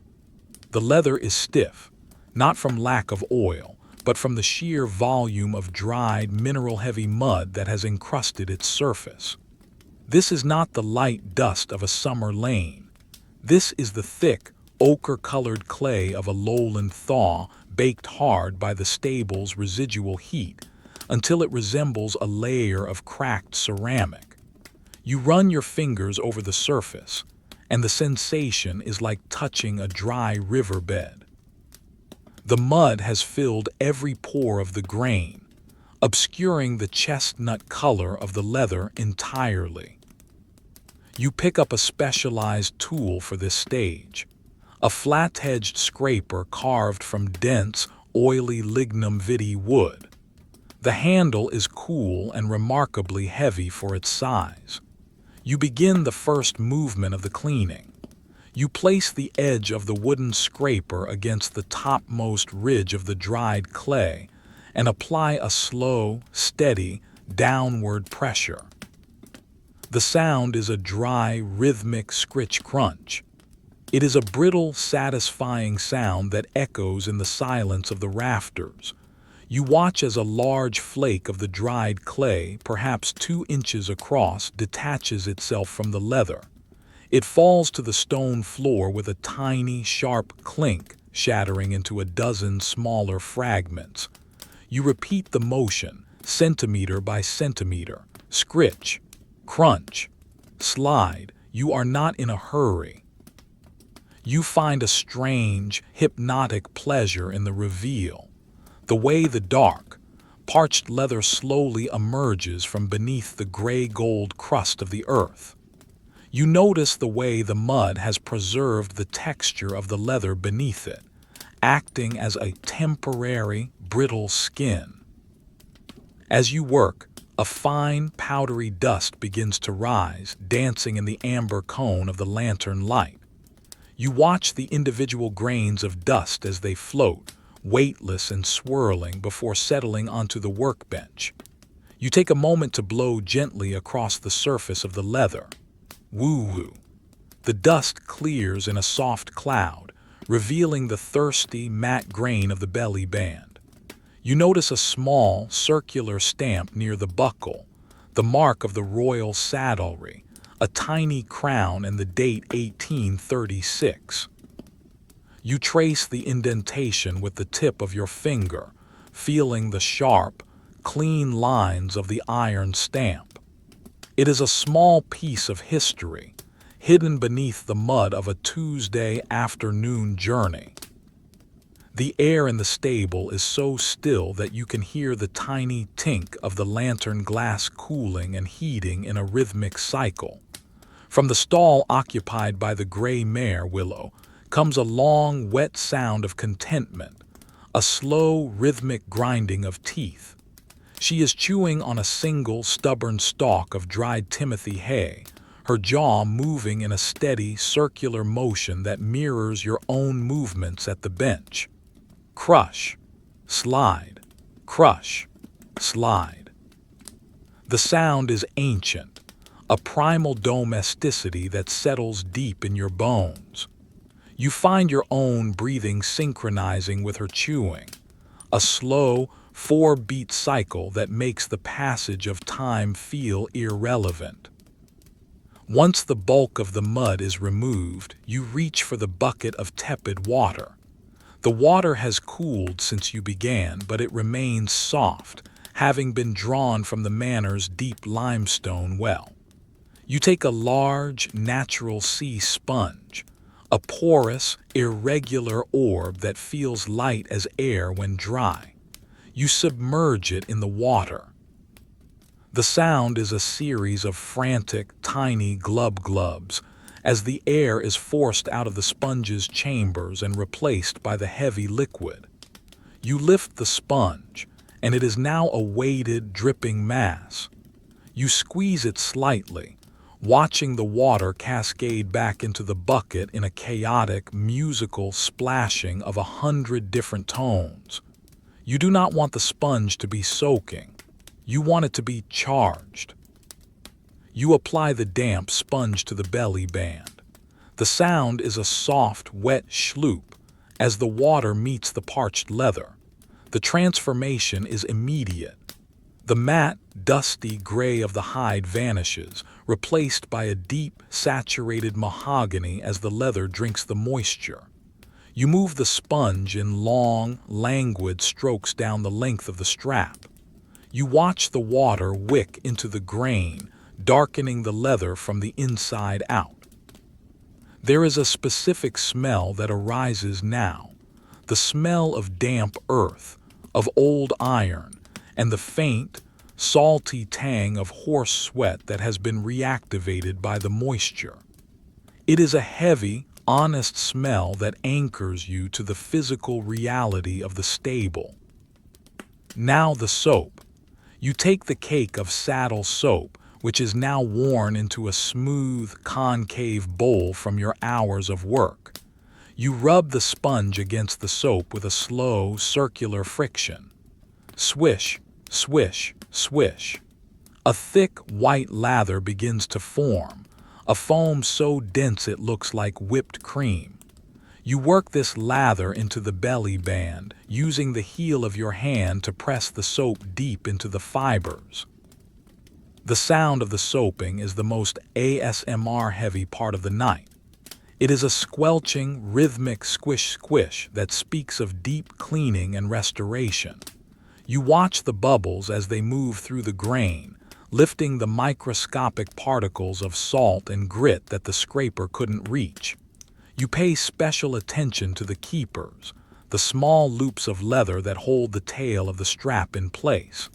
They are narrow and difficult to reach, requiring you to use a small, soft-bristled brush. Scritch, scritch, scritch. The sound of the bristles against the soapy leather is high-pitched and clean, a tiny detail in the vast silence of the night. The buckles of the belly band are massive, heavy, double-tongued rollers made of solid, sand-casted brass. They are currently caked in a greenish-white oxidation, a crust of verdigris caused by the reaction of the copper in the brass to the salt of the horse's sweat. You do not rush the cleaning of the metal. You take a small, pointed piece of boxwood and begin to pick the crust out of the crevices of the roller. Click, tink, click. Each little flake of oxidation falls away, revealing the dull, golden glint of the metal beneath. You feel the weight of the buckle in your hand. It is cold, substantial, and utterly reliable. It is a piece of engineering designed to last for a century of winters. Behind you, Captain, the Shire horse, lets out a long, low groan in his sleep. You hear the shift of his great weight, the sound of his hide rubbing against the wooden partition with a muffled hruump sound. It is followed by the heavy, rhythmic thud of his tail against his flank. 1, 2, 3. Silence. The horses are deep in their own world, their presence a warm, living wall that protects you from the emptiness of the night. You find yourself leaning into the silence, letting the squish of the soap and the clack of the buckles become the only reality that matters. After the soaping comes the rinsing. You take a fresh cloth, a piece of old, soft linen that has been laundered so many times it feels like silk. You dip it in clean water and wipe away the lather. You watch as the white foam disappears, leaving behind a surface that is perfectly clean, perfectly dark, and perfectly ready for the oil. You do not dry it completely. The leather should be damp dry, a state where the pores are open and receptive. You reach for the stoneware crock of conditioning paste, the tallow and beeswax mixture.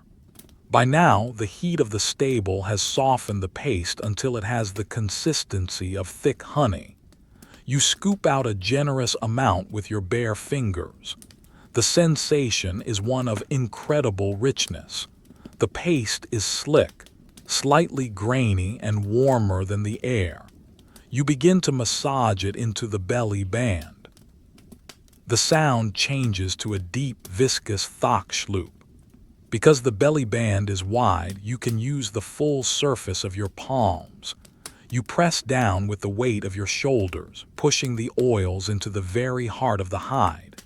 You can feel the leather giving under your hands, becoming supple and elastic. This is the most critical part of the logistics. A stiff belly band will gall a horse, creating painful sores that can take weeks to heal. You are not just polishing, you are providing comfort. You are ensuring that when the carriage sets out tomorrow, the horse will move with ease, the leather sliding over its coat without friction. The scent of the beeswax is overwhelming now, a sweet floral cloud that fills your nostrils and seems to coat the back of your throat. It is a summer smell, a memory of July hayfields trapped in the dark of January. You find yourself closing your eyes as you work, letting your hands guide the process. You can feel the grain of the leather, the smoothness of the wax, and the cold hardness of the brass buckles. You are a part of the machine now, a rhythmic component in the long history of animal husbandry. You notice the way the lantern light reflects off the newly waxed surface. It is a living reflection. It doesn't just sit on the surface, it seems to glow from within. The leather looks deep, like a pool of dark water at the bottom of a well. You follow the curves of the strap, the way the light bends around the edges and pools in the depressions where the stitching is. The stitching itself, heavy, yellowed linen thread, has been darkened by the wax, making it look like a row of tiny, polished amber beads. The night outside has reached its coldest point. You can hear the crack of the manor's trees as the sap freezes in their veins, a sharp, distant sound like a pistol shot that only emphasizes the profound quiet of the stable. The frost on the window has now completely obscured the glass, creating a wall of white, crystalline ferns that glow faintly in the reflected light of your lantern. You are in a cocoon, a sanctuary of leather and oil. You finish the first side of the belly band and flip it over. The whump of the heavy leather hitting the bench is a solid, grounded sound. You begin the process again on the underside. This side is even more important, as it is the side that touches the horse. You spend an extra long time on the sweat flaps, the small pieces of leather that sit behind the buckles to prevent them from pinching the horse's skin. You work the wax into every corner, every crease, until the leather is as soft as a glove. The monotony of the task is a physical weight now, a pleasant, numbing sensation that starts in your fingertips and moves up to your brain. You find yourself counting the stitches in a single inch of the strap. 1, 2, 3, 4, 5, 6, 7, 8, 9, 10. Each stitch is a testament to the hours of labor that went into making this harness. You feel a deep respect for the materials, the cow that provided the hide, the flax that provided the thread, the bees that provided the wax, and the earth that provided the oil. Everything is connected, a slow, circular economy of care and preservation. You reach the end of the strap. The belly band is now finished, a massive, gleaming arc of dark, treated hide. It is heavy, supple, and smells of the earth and the sun. You take a clean piece of flannel and give it one final, slow buff. Hush, hush, hush. The sound is a whisper, a final good night to the leather. You lift the strap, feeling its incredible, fluid weight, and hang it on its designated peg. The clack of the buckle against the wood is the final note of the movement. You stand there for a moment, your hands resting on the workbench. The silence of the stable is absolute. Even the horses have stopped shifting. You can hear the tiny hiss of the lantern wick, a sound so faint it is almost a thought. You look at the pile of finished leather, the traces, the breeching, the reins, the headstall, and now the belly band. The harness is almost whole again. You feel a sense of profound, quiet peace. The world outside is frozen and vast, but here, in the golden circle of 1842, everything is in its right place. You reach for the next item, the small, intricate hame straps, and begin the next slow, beautiful, and perfectly boring chapter of the night. The deep, resonant silence of the stable has now reached a point of absolute stasis. It is that profound, hollow hour of the night, perhaps 3:30, when the very air seems to have turned into a thick, transparent syrup, slowing every movement and muffling every sound until the world feels as though it is submerged in a vast, dark ocean of peace.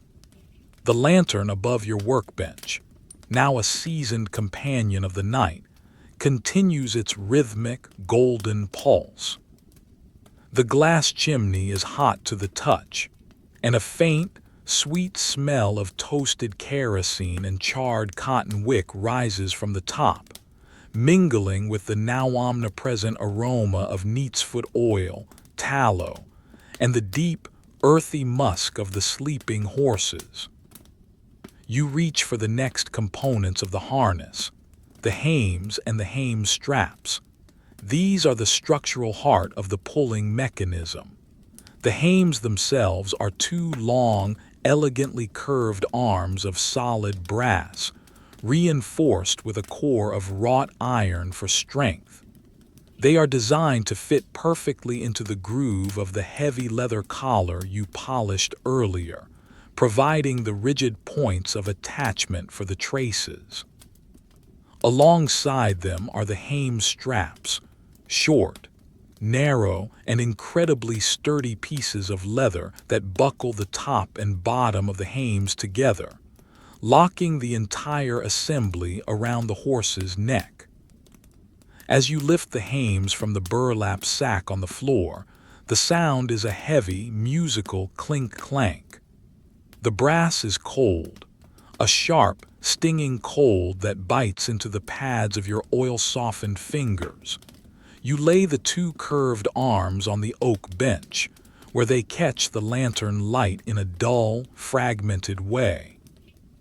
They are currently encased in a thick, matte veil of oxidation, a mixture of gray dust, dried rain spots, and the greenish-white crust of verdigris that always seems to find its way into the crevices of stable metal. You begin with the leather hame straps. These are the smallest pieces you have handled tonight, but they are subject to immense tension. You run your thumb along the grain of the first strap. It is barely an inch wide and 6 inches long, but it is made of 3 layers of heavy hide stitched together until it is as stiff as a piece of seasoned oak. You notice the way the edges of the leather have been beveled, rounded off by the saddler's knife to prevent them from cutting into the collar. You pick up your small, blunt-edged bone folder. The task here is to clean the tongue holes of the straps. Over months of use, these small, circular perforations have become clogged with a mixture of old wax and fine limestone dust. You insert the tip of the bone tool into the first hole and give it a slow, deliberate twist. Scritch pop. A small, hard plug of gray residue falls out onto the workbench, where it rolls a few inches before coming to a stop. You move to the next hole. Scritch pop. The sound is tiny, precise, and infinitely satisfying. It is a miniature labor, an infinitesimal detail that no one but you will ever notice, yet it is essential for the smooth functioning of the harness. Once the holes are clear, you treat the straps with a small amount of the tallow beeswax paste. Because they are so small, you use your fingertip to massage the wax into the grain. The warmth of your skin melts the paste instantly, turning it into a shimmering, golden film. You watch as the leather drinks the wax, its color shifting from a parched, dusty tan to a deep, lustrous mahogany. You spend a long, monotonous time on the tiny brass buckles attached to these straps. They are roller buckles, and you use a small, dry brush to whisk away the dust from the rollers. Wish, wish, wish. The sound is like the wings of a moth beating against a window pane. Now you turn your full attention to the brass hames. This is the centerpiece of the night's metalwork. To clean the brass, you do not use modern, harsh chemicals. Instead, you reach for a small earthenware jar containing rotten stone, a fine pulverized limestone powder, mixed with a few drops of sweet oil to form a thick gray paste. The scent of the rotten stone is dry and mineral, a smell that reminds you of ancient quarries and the slow grinding of stones in a riverbed. You take a small square of heavy linen, its weave coarse and abrasive. You dab a small amount of the gray paste onto the cloth and bring it to the top of the first hame's arm. You begin to rub in a slow, circular motion. The sound is a low, gritty shush grind. It is a rhythmic friction that you can feel in your teeth. As the rotten stone moves over the brass, it acts as a microscopic abrasive, shearing away the layers of oxidation and grime. You watch as the gray paste slowly turns black, a deep, oily black that signals the metal beneath is being revealed. You do not rush. You work in sections no larger than the size of a thumbprint. Shush grind, shush grind. The motion is hypnotic. Your arm moves with the regularity of a pendulum. You follow the long, elegant curve of the brass, moving from the hame ball at the top down to the lower loop at the bottom. The hame ball is a solid sphere of brass, designed to catch the light and provide a decorative finish to the harness. As you work the paste over the sphere, the sound changes to a smoother, higher-pitched swish. You feel the roundness of the metal under your hand, its weight anchoring the movement to the bench. Behind you, in the deep shadows of the third stall, Jasper let out a long, low-frequency rumble, a nicker of recognition in his sleep. You hear the heavy, muffled thud of his side against the wooden partition, followed by the sound of his tail whisking once against the straw. The horses are so still that you can hear the sound of their individual breaths, Captain's deep and slow, Willow's slightly lighter and more rhythmic. The stable is a cathedral of respiration, a space where the act of breathing is the only clock that matters. You take a fresh, dry piece of wool, a scrap of a thick navy blue sailor's coat, and begin to wipe away the black, spent polish from the brass. This is the reveal. As the cloth moves over the metal, the dark slurry is lifted away, and for the first time tonight, you see the gold. It is not the bright, flashy gold of modern plating, but a deep, warm, honey-colored glow that seems to hold the light within it. The brass is fire-gilded, a process that gives the metal a richness and depth that only increases with age. You watch the reflection of the lantern flame appear in the polished surface. At first, it is just a blurred amber smudge, but as you continue to rub with the dry wool, the reflection sharpens.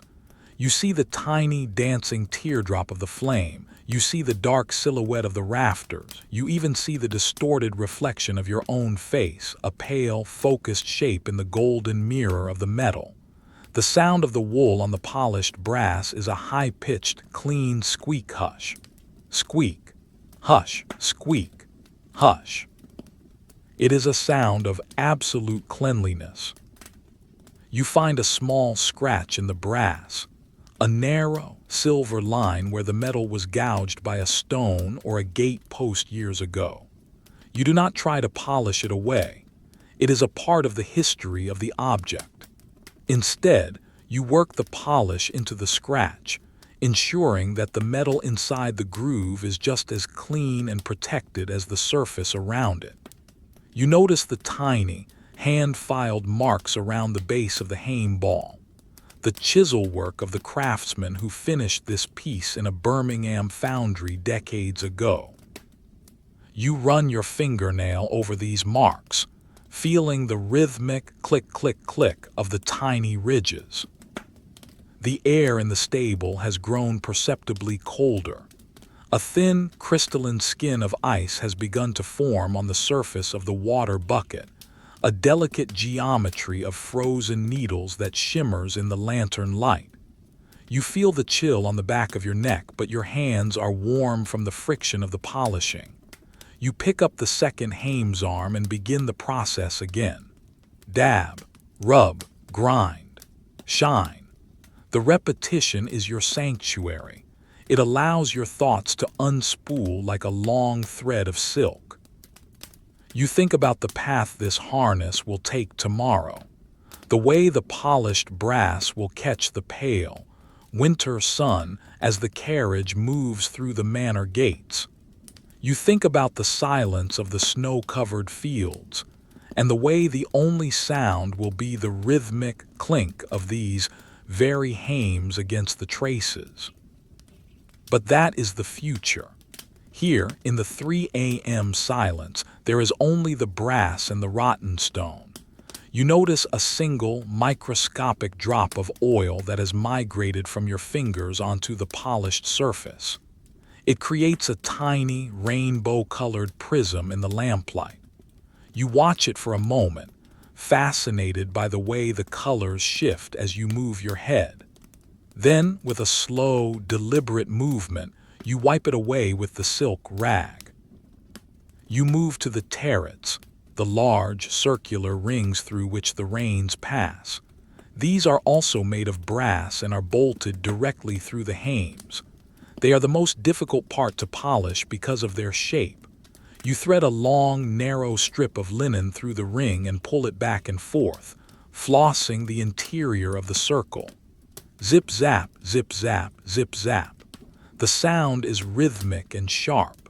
You watch the gray dust fly from the ring, caught in the beam of the light like tiny, falling stars. The task of polishing the hames is a study in the logistics of beauty. These pieces of metal are functional. They must be strong enough to pull a 2-ton carriage, but they are also designed to be seen. They represent the pride of the stable, the status of the manor, and the dignity of the horses. By polishing them, you are participating in a tradition that spans generations. You are the latest in a long line of silent workers who have stood at this bench, under this lantern, fighting back the darkness and the decay of the winter. You reach the end of the second arm. The hames now lie on the bench, 2 gleaming, golden crescents that look like they belong in a palace rather than a stable. They are heavy, warm to the eye, and utterly transformed. You take the hame straps you prepared earlier and begin the slow process of buckling them to the metal. The sound of the leather moving through the brass buckles is a series of soft, precise noises. Creak, slide, click. You pull the strap tight, the leather groaning as it settles against the metal. You tuck the tail of the strap into the keeper. Thuck. You repeat this for the top and the bottom of both arms. The harness is now becoming a 3-dimensional object, a complex skeleton of leather and metal that is ready to be draped over the horse. You stand back for a moment, resting your hands on the edge of the workbench. Your shoulders feel heavy, a deep, pleasant ache that signals the approach of the final hours of the night. You look at the pile of finished equipment, the traces, the breeching, the reins, the headstall, the belly band, and now the hames. Only the smallest details remain, the cleaning of the bits and the final, deep glow buffing of the entire set. The lantern flickers, the flame dipping for a second before recovering. It is a reminder that the night is not infinite. Outside, the frost continues its silent work, turning the world into a landscape of white lace. Inside, the horses continue their deep, rhythmic dreaming. And you, in the golden circle of 1842, remain the custodian of the silence, the master of the mundane, lost in the endless, beautiful boredom of the brass. You pick up the hames, feeling their incredible, solid weight, and hang them on the heavy iron hook next to the collar. The clank of the metal against the hook is a final, resonant note that hangs in the air for a long time before fading into the hush. You reach for the next item, the 2 steel bits, still smelling of the horse's warm breath and the sweet hay of the evening feed. The deep, velvety stillness of the stable has reached its most heavy and crystalline state. It is that hour of the night in 1842 when the fire in the manor house has long since burned to white ash, and the only light for miles is the singular, golden eye of your lantern casting its long, flickering shadows against the lime-washed stone. The cold has become a physical presence, a silent weight that presses against the thick oak doors. Yet here, within the circle of your workbench, the air remains stagnant, warm with the scent of animal life and the rich, oily perfume of the leather treatments. You can hear the frost growing on the window pane, a sound so faint it is more of a rhythmic vibration in the air, a series of microscopic snaps, as the ice crystals branch out like silver ferns across the glass.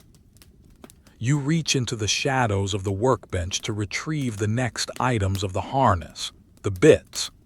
These are the steel mouthpieces that sit between the horse's teeth, the sensitive points of communication between the driver's hands and the animal's will. You have two of them, heavy, double-jointed pelham bits made of forged steel, with long, elegant shanks and solid curb chains. As you lift them, the sound is a cold, industrial clink chime.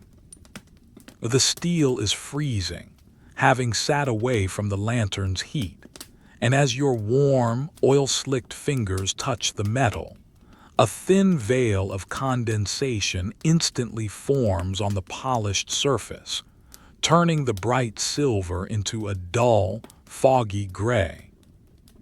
You lay the bits onto a clean, dry section of the oak bench. They carry the most intimate history of the day's labor. Unlike the traces or the breeching, the bits are covered in the dried residue of the horse's breath and the sweet, green foam of their midday meal. You look closely at the mouthpiece of Captain's bit. In the golden light, you can see tiny fragments of dried timothy hay and a few golden husks of oats embedded in the dried saliva. This residue has a faint, malty scent, the smell of a contented animal. You do not use the heavy oils or waxes for this task. The bits must be perfectly clean, smooth, and free of any chemical taste. You reach for a separate, smaller bucket, a wooden pail made of cedar staves held together by rusted iron hoops.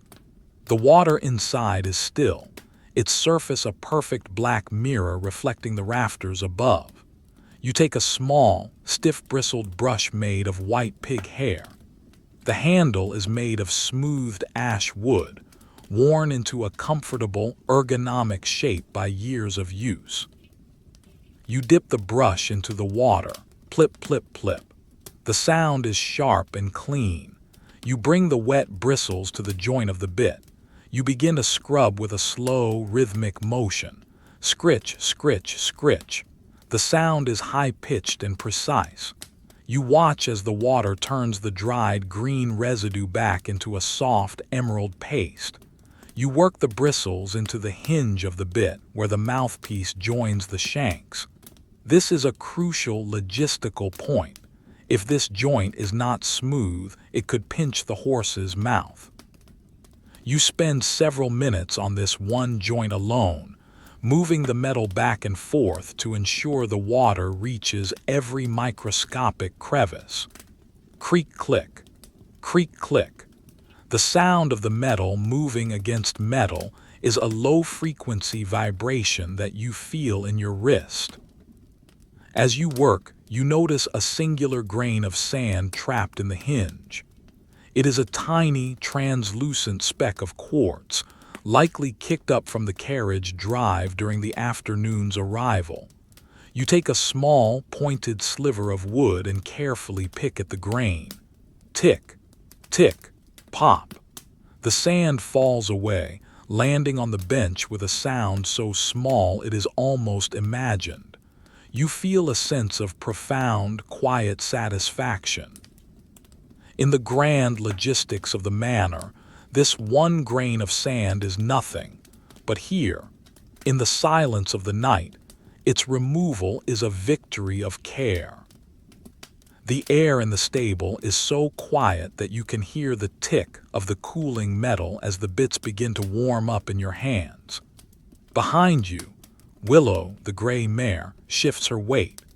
You hear the slow, rhythmic crunch-crunch of her hooves in the dry straw, followed by a long, low-frequency sigh that seems to vibrate the very floorboards beneath your feet.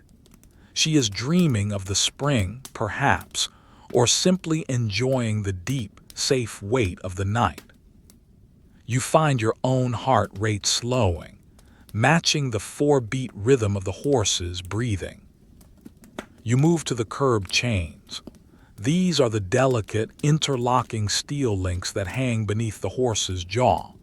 There are 24 links in each chain, and each one must be inspected and cleaned. You thread the chain through your fingers.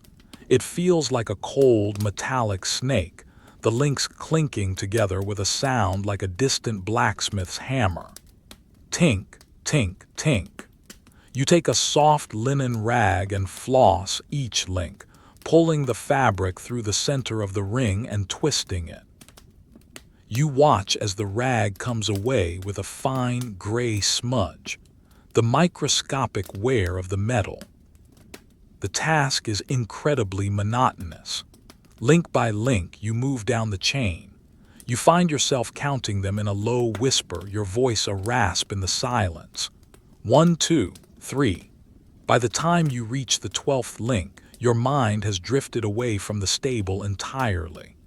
You think about the forge where these bits were made, the smell of the coal fire and the rhythmic clang of the hammer on the anvil.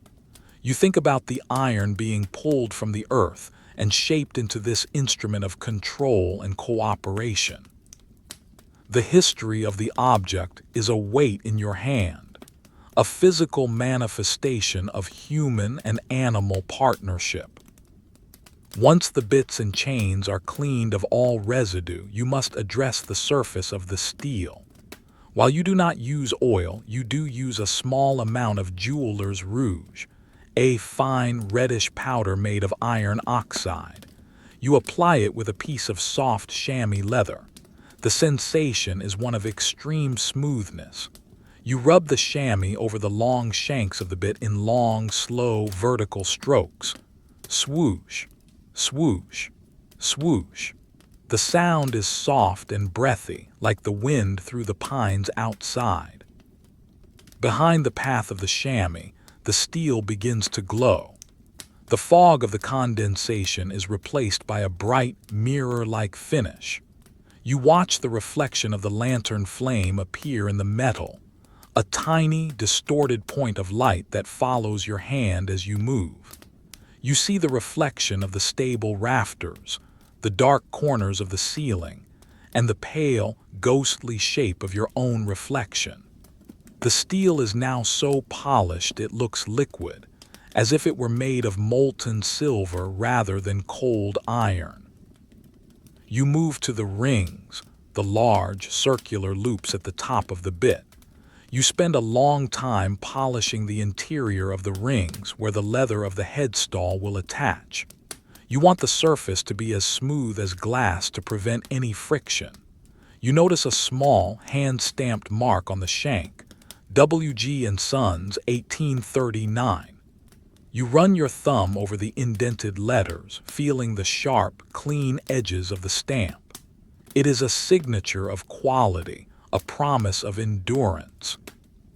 The night has grown even colder. You can see your own breath now, a faint silver mist that rises into the lantern light with every exhale. It looks like the ghost of the horse's breath, a slow, swirling cloud that vanishes into the shadows of the ceiling. You look at the bucket of water. A thin, crystalline film of ice has already started to reform on the surface, despite it being only a few feet from you. The winter is patient. It is slowly reclaiming the room inch by inch. But you are patient too. You pick up the second bit and begin the process again. Scrubbing, picking, flossing, polishing. The repetition is not a burden, it is a meditation. It allows you to inhabit the moment fully, to notice the way the light catches a single drop of water on the bitch ring, or the way the smell of the cedar bucket changes as the wood becomes saturated.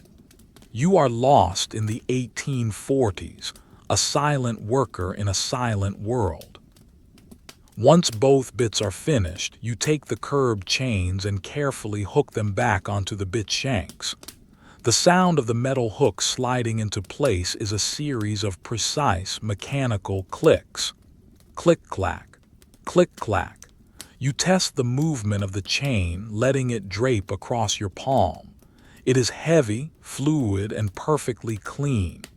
It feels lively in your hand, ready to respond to the slightest pressure of the reins. You lift both bits and carry them to the heavy iron hooks on the wall, next to the headstall. As you hang them, the steel rings clink against the iron hook with a resonant, bell-like tone that hangs in the air for several seconds.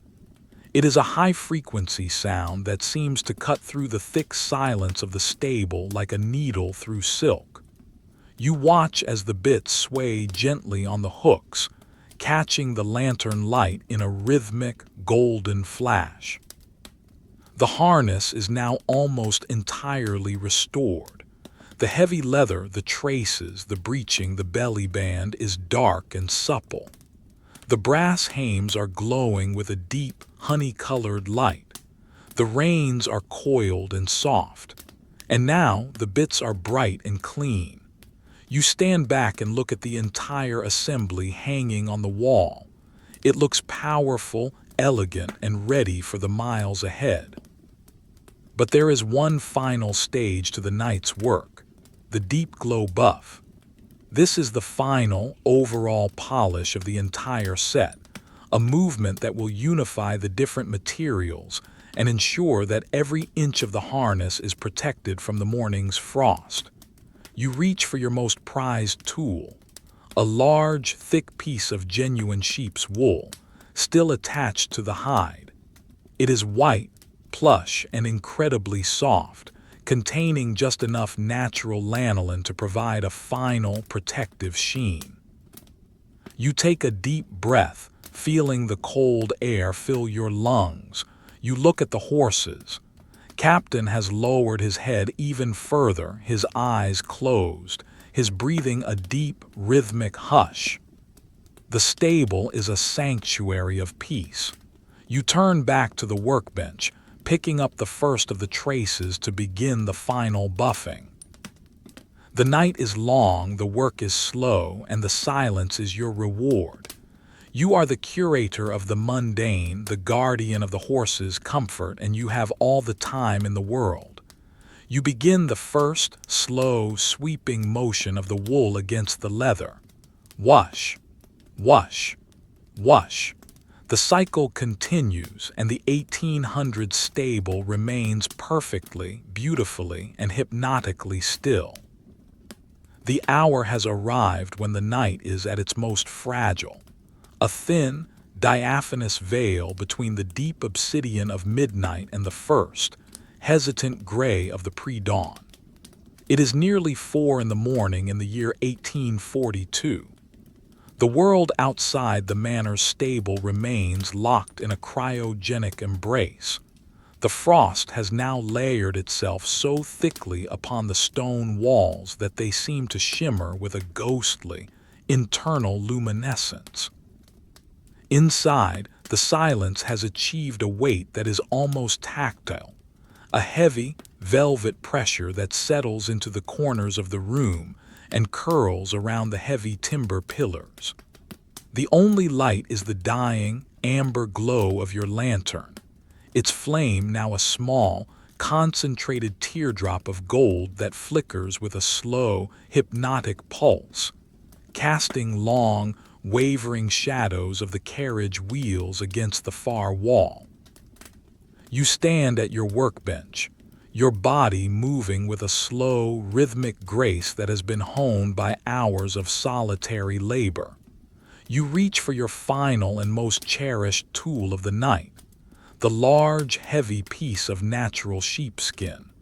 It is a thick, plush fragment of hide, the wool still attached, bleached to a soft, creamy white. As you lift it, the wool feels incredibly dense and springy, a forest of microscopic fibers that hold within them a residue of natural lanolin, a waxy, sheep fat oil that provides the ultimate protective barrier for fine leather. The scent of the sheepskin is faint but distinct, a clean, pastoral aroma of wool and earth that cuts through the heavier, muskier scents of the neatsfoot oil and the horses. You begin the deep glow buff, the final movement in the symphony of the harness's restoration. You start with the headstall, which hangs from a high iron hook. You wrap the plush sheepskin around the brow bend, gripping it with a firm, even pressure. The sound is a soft, breathy whush-hush. It is a sound of absolute smoothness, a friction so fine it produces a low-frequency hum. You move the sheepskin in long, slow sweeps following the curve of the leather. Whush, hush, whush, hush. With every stroke, you feel the heat of the friction building up beneath the wool. This heat is the secret to the deep glow. It draws the last microscopic droplets of oil to the surface of the leather and seals them beneath a microscopic layer of lanolin. You watch as the black patent leather of the blinkers transitions from a mere shine to a deep, liquid mirror. The reflection of the lantern flame in the leather becomes so sharp it looks like a second light source, a tiny, golden star trapped within the grain. You move down to the cheek pieces, your hands moving with the regularity of a clock's pendulum. You notice the way the wool fibers catch on the tiny, hand-stitched seams. Zip, zip, zip. The sound is a rhythmic vibration that travels up your arm and settles in your shoulder.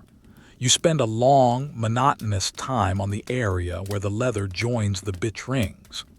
You want this area to be as supple as silk, ensuring that the bit will move with a fluid, silent grace in Willow's mouth. You find yourself staring at a single white wool fiber that has become detached and now clings to the dark leather. You watch it for a long time, fascinated by its delicate, spiraling shape before gently blowing it away. Woo-hoo. The fiber drifts slowly through the air, caught in the lantern's warmth, before vanishing into the shadows of the floor. Behind you in the second stall, Jasper shifts his weight with a heavy, muffled clop of his hoof. You hear the rustle of the straw as it is crushed beneath his great weight, a dry, crunch-crackle sound that is the only punctuation in the silence.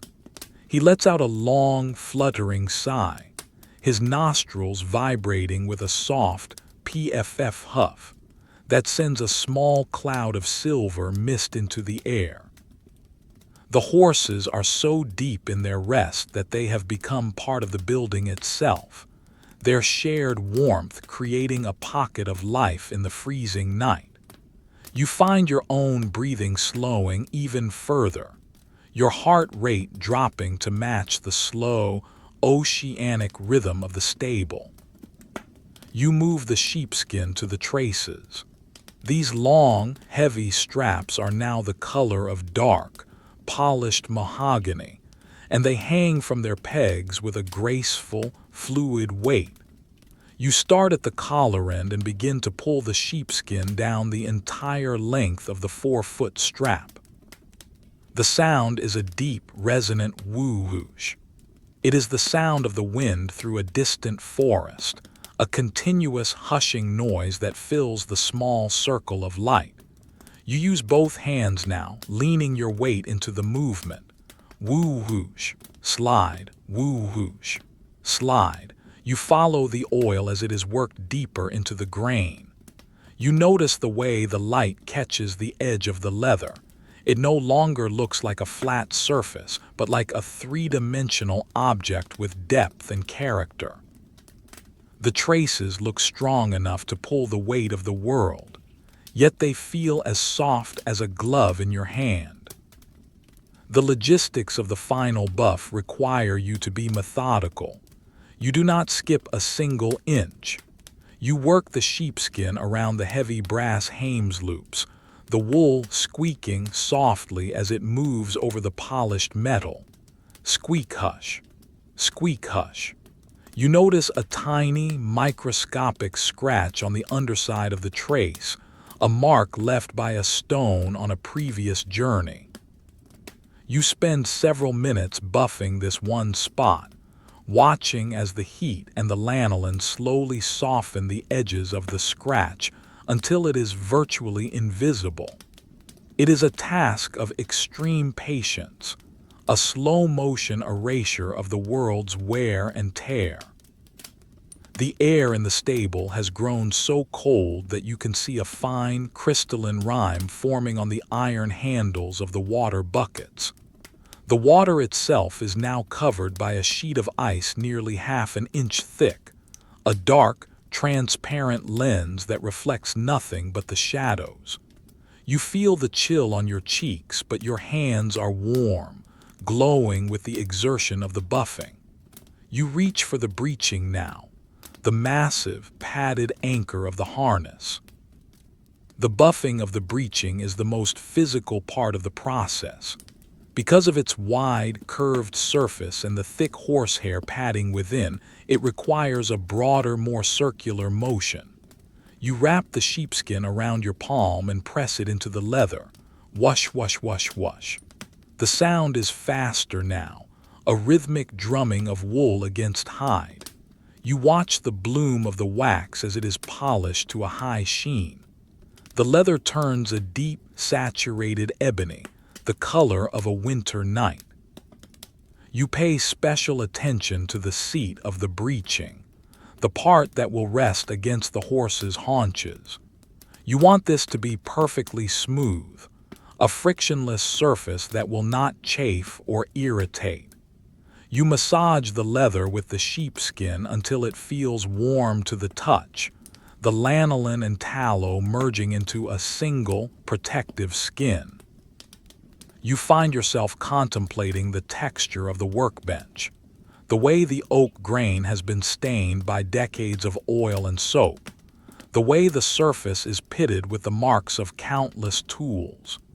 You think about the people who stood here before you in the 1820s, the 1790s, the 1750s. The stable is a place of continuity, a sanctuary where the slow, rhythmic care of the animal and its equipment remains unchanged by the passing of the centuries. You feel a deep sense of connection to that long line of silent workers. You are part of the stable's memory, a temporary guardian of its traditions. The lantern flickers, a small pop of the wick signaling that the oil is reaching its end. You reach out with a small, charred stick and gently nudge the wick, coaxing a final, steady glow from the flame. The light becomes a deep, reddish orange, casting long, dramatic shadows that reach all the way to the high rafters. In this dying light, the polished harness looks almost supernatural, a collection of dark, gleaming artifacts that seem to pulse with an inner life. You move to the belly band. You hold the heavy, wide strap in one hand and buff it with the other. Whoosh, slide, whoosh, slide. You follow the line of the heavy brass buckles, watching the light dance in the polished rollers. You notice the way the wool fibers of the sheepskin leave tiny, microscopic lines in the wax, lines that vanish as soon as you move the cloth in the opposite direction. It is a game of light and shadow, a silent dialogue between the wool and the wax. Behind you, Willow lets out a soft, rhythmic nicker. Not a call, but a sound of recognition in her sleep. You hear the shift of her great weight, the thud clop of a hoof settling into the peat. The horses are your companions in this liminal hour, their presence a grounding force in the vast, cold silence. You find yourself talking to them in a low, barely audible whisper, your voice a soft rasp that barely disturbs the air. "Nearly done, Willow. Nearly done, Captain." The words hang in the air for a moment before being swallowed by the hay-scented shadows. You reach the final piece of the set, the reins. These 24 feet of delicate, supple leather require a different technique. You do not buff them against the bench. Instead, you hold the sheepskin in your palm and pull the reins through it, foot by foot. The sound is a continuous, high-pitched sh-h-h-h-h-h-h-h hush. It is a sound of immense satisfaction, the sound of a task reaching its conclusion. You move slowly, feeling the leather slide through the plush wool. You notice the way the reins have become incredibly lively. They don't just hang, they flow. They have the flexibility of silk and the strength of steel. You coil them as you go, the sound of the oiled leather coiling against itself a soft, rhythmic clack-slap. By the time you reach the end of the second rein, the lantern is truly dying. The flame is now a tiny blue and gold bead at the very base of the wick. The shadows have closed in, leaving only your hands and the leather visible in a small, fading circle of light. You take the sheepskin and give the entire harness one final, overall sweep, a last, loving touch to ensure everything is perfect. The harness is finished. It hangs on the wall, a masterpiece of mundane care. The leather is dark, supple, and glowing with a deep inner health. The brass hames and buckles are like golden embers in the gloom. The steel bits are bright and clean. The reins are coiled and ready. Everything is in its right place, prepared for the logistics of the winter morning. You stand there for a moment, your hands resting on the edge of the workbench. Your body is heavy with a deep, pleasant exhaustion. Your mind is quiet, emptied of all the anxieties of the day. You have spent the night in the 1800s, in the company of horses and the silence of the frost, and you have found a profound, beautiful peace in the boredom of the work. The lantern gives one final, rhythmic flicker, and then with a soft hiss, it goes out. The stable is plunged into total darkness, save for the faint, ghostly gray light that is just beginning to seep through the frosted window pane. The transition is absolute. The night is over and the dawn is coming. You can hear the first, lonely hoot of an owl in the distance, and the soft, rhythmic clop of a horse shifting in its sleep. You remain still, enveloped by the silence, savoring the final moments of your solitary labor. But there is one more thing to do before you leave. You must tidy the bench, put away the oils and the cloths, and prepare the space for the morning. You move by touch now, your hands knowing the location of every tool, every jar, every rag. The sound of your movements in the dark is a series of soft, precise noises. The thunk of a lid, the clatter of a brush, the hush of a cloth being folded. The transition from the absolute, velvet darkness of the midnight stable to the first, ghostly emergence of the pre-dawn is a movement so slow it is almost imperceptible. In the year 1842, the blue hour arrives not as a sudden light, but as a thinning of the shadows. As the oil in your lantern finally consumes its last drop, the room is plunged into a momentary void, only to be slowly reclaimed by a pale, ethereal gray that seeps through the thick, crystalline frost on the high windows. This new light is cold, a sharp, slate-colored illumination that reveals the world in monochrome. The heavy timber pillars, the rough stone walls, and the vast, sleeping forms of the horses begin to materialize out of the gloom like ancient monuments being uncovered by a receding tide. You stand motionless at your workbench for a long minute, letting your eyes adjust to this spectral dawn. The air is at its most brittle now. The temperature has dropped to a point where every breath you draw feels like a draft of iced silver. You can see the pale plume of your own respiration hanging in the air, a slow-moving cloud of mist that drifts toward the rafters before dissipating into the gray. The silence is no longer hollow. It is filled with the tiny, rhythmic sounds of a world beginning to stir. You hear the sharp, distant crack of a frozen branch in the manor's woods, a sound like a pistol shot that echoes across the silent fields. Inside, the horses are beginning to move out of their deep, heavy slumber.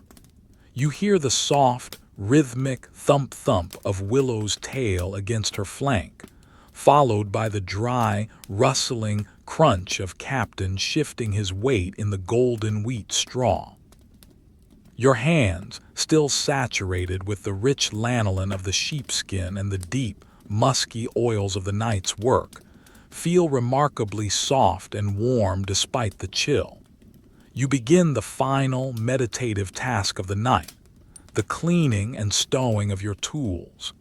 In the 1840s, a craftsman's tools are his legacy, and the care of the tools is as important as the work itself. You reach for the stoneware crock that held the tallow and beeswax conditioning paste. The lid is heavy, made of the same salt-glazed clay as the jar.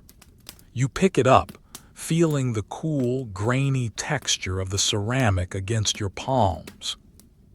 The sound of the lid meeting the jar is a solid, airtight thunk. It is a sound of finality, a period at the end of a long, silent sentence. You move the jar to its designated place on the lower shelf of the workbench, the base of the crock making a dry, grating scritch against the wood. Next, you turn to the tin of neatsfoot oil. The amber liquid has settled now, its surface as still as a frozen pond. You press the tin plate lid down with the heel of your hand. Clink pop. The sound is sharp and metallic, echoing briefly in the high ceiling. You wipe the exterior of the tin with a scrap of clean linen, removing the last few fingerprints of oil until the metal is smooth and gray once more. The rags you have used throughout the night, the strips of old linen, the fragments of wool, and the precious scrap of silk, are now dark and heavy with the spoils of your labor. They are saturated with the scents of the 1800s, wood smoke, animal fat, limestone dust, and honest sweat. You do not discard them. In this era of logistics and economy, everything is repurposed. You begin to fold the rags with a slow, ritualistic precision. You take a piece of the oil-soaked flannel and fold it in half, then half again, until it is a neat, dense square. You press it flat with the palm of your hand, feeling the viscous oil squeeze between the fibers of the cloth. Squish hush. The sound is soft and wet. You stack the folded rags in a wooden box made of aromatic cedar, the spicy scent of the wood mingling with the heavy aroma of the leather treatments. You pick up the bone folder, the tool made from an ox rib that you used to clear the mud from the breeching. It is stained a dark, glossy brown from the oils on your hands. You take a clean, dry corner of a rag and begin to polish the bone. The sound is a high-pitched, clean squeak-squeak. You watch as the dull surface of the bone begins to glow, becoming as smooth as a river stone. You lay it in its velvet-lined tray, the clack of the tool against the wood sounding like a single note on a piano. The workbench itself is now a landscape of dust and oil rings. You take a large, stiff-bristled brush and begin to sweep the surface. F-whoosh, F-whoosh, F-whoosh. The sound is rhythmic and sweeping. You watch the fine grains of limestone dust and the tiny flakes of dried mud dance in the pale morning light before they are swept into a neat pile at the end of the bench. You collect the dust in a small iron dustpan, the tink of the metal against the wood marking the final cleaning movement.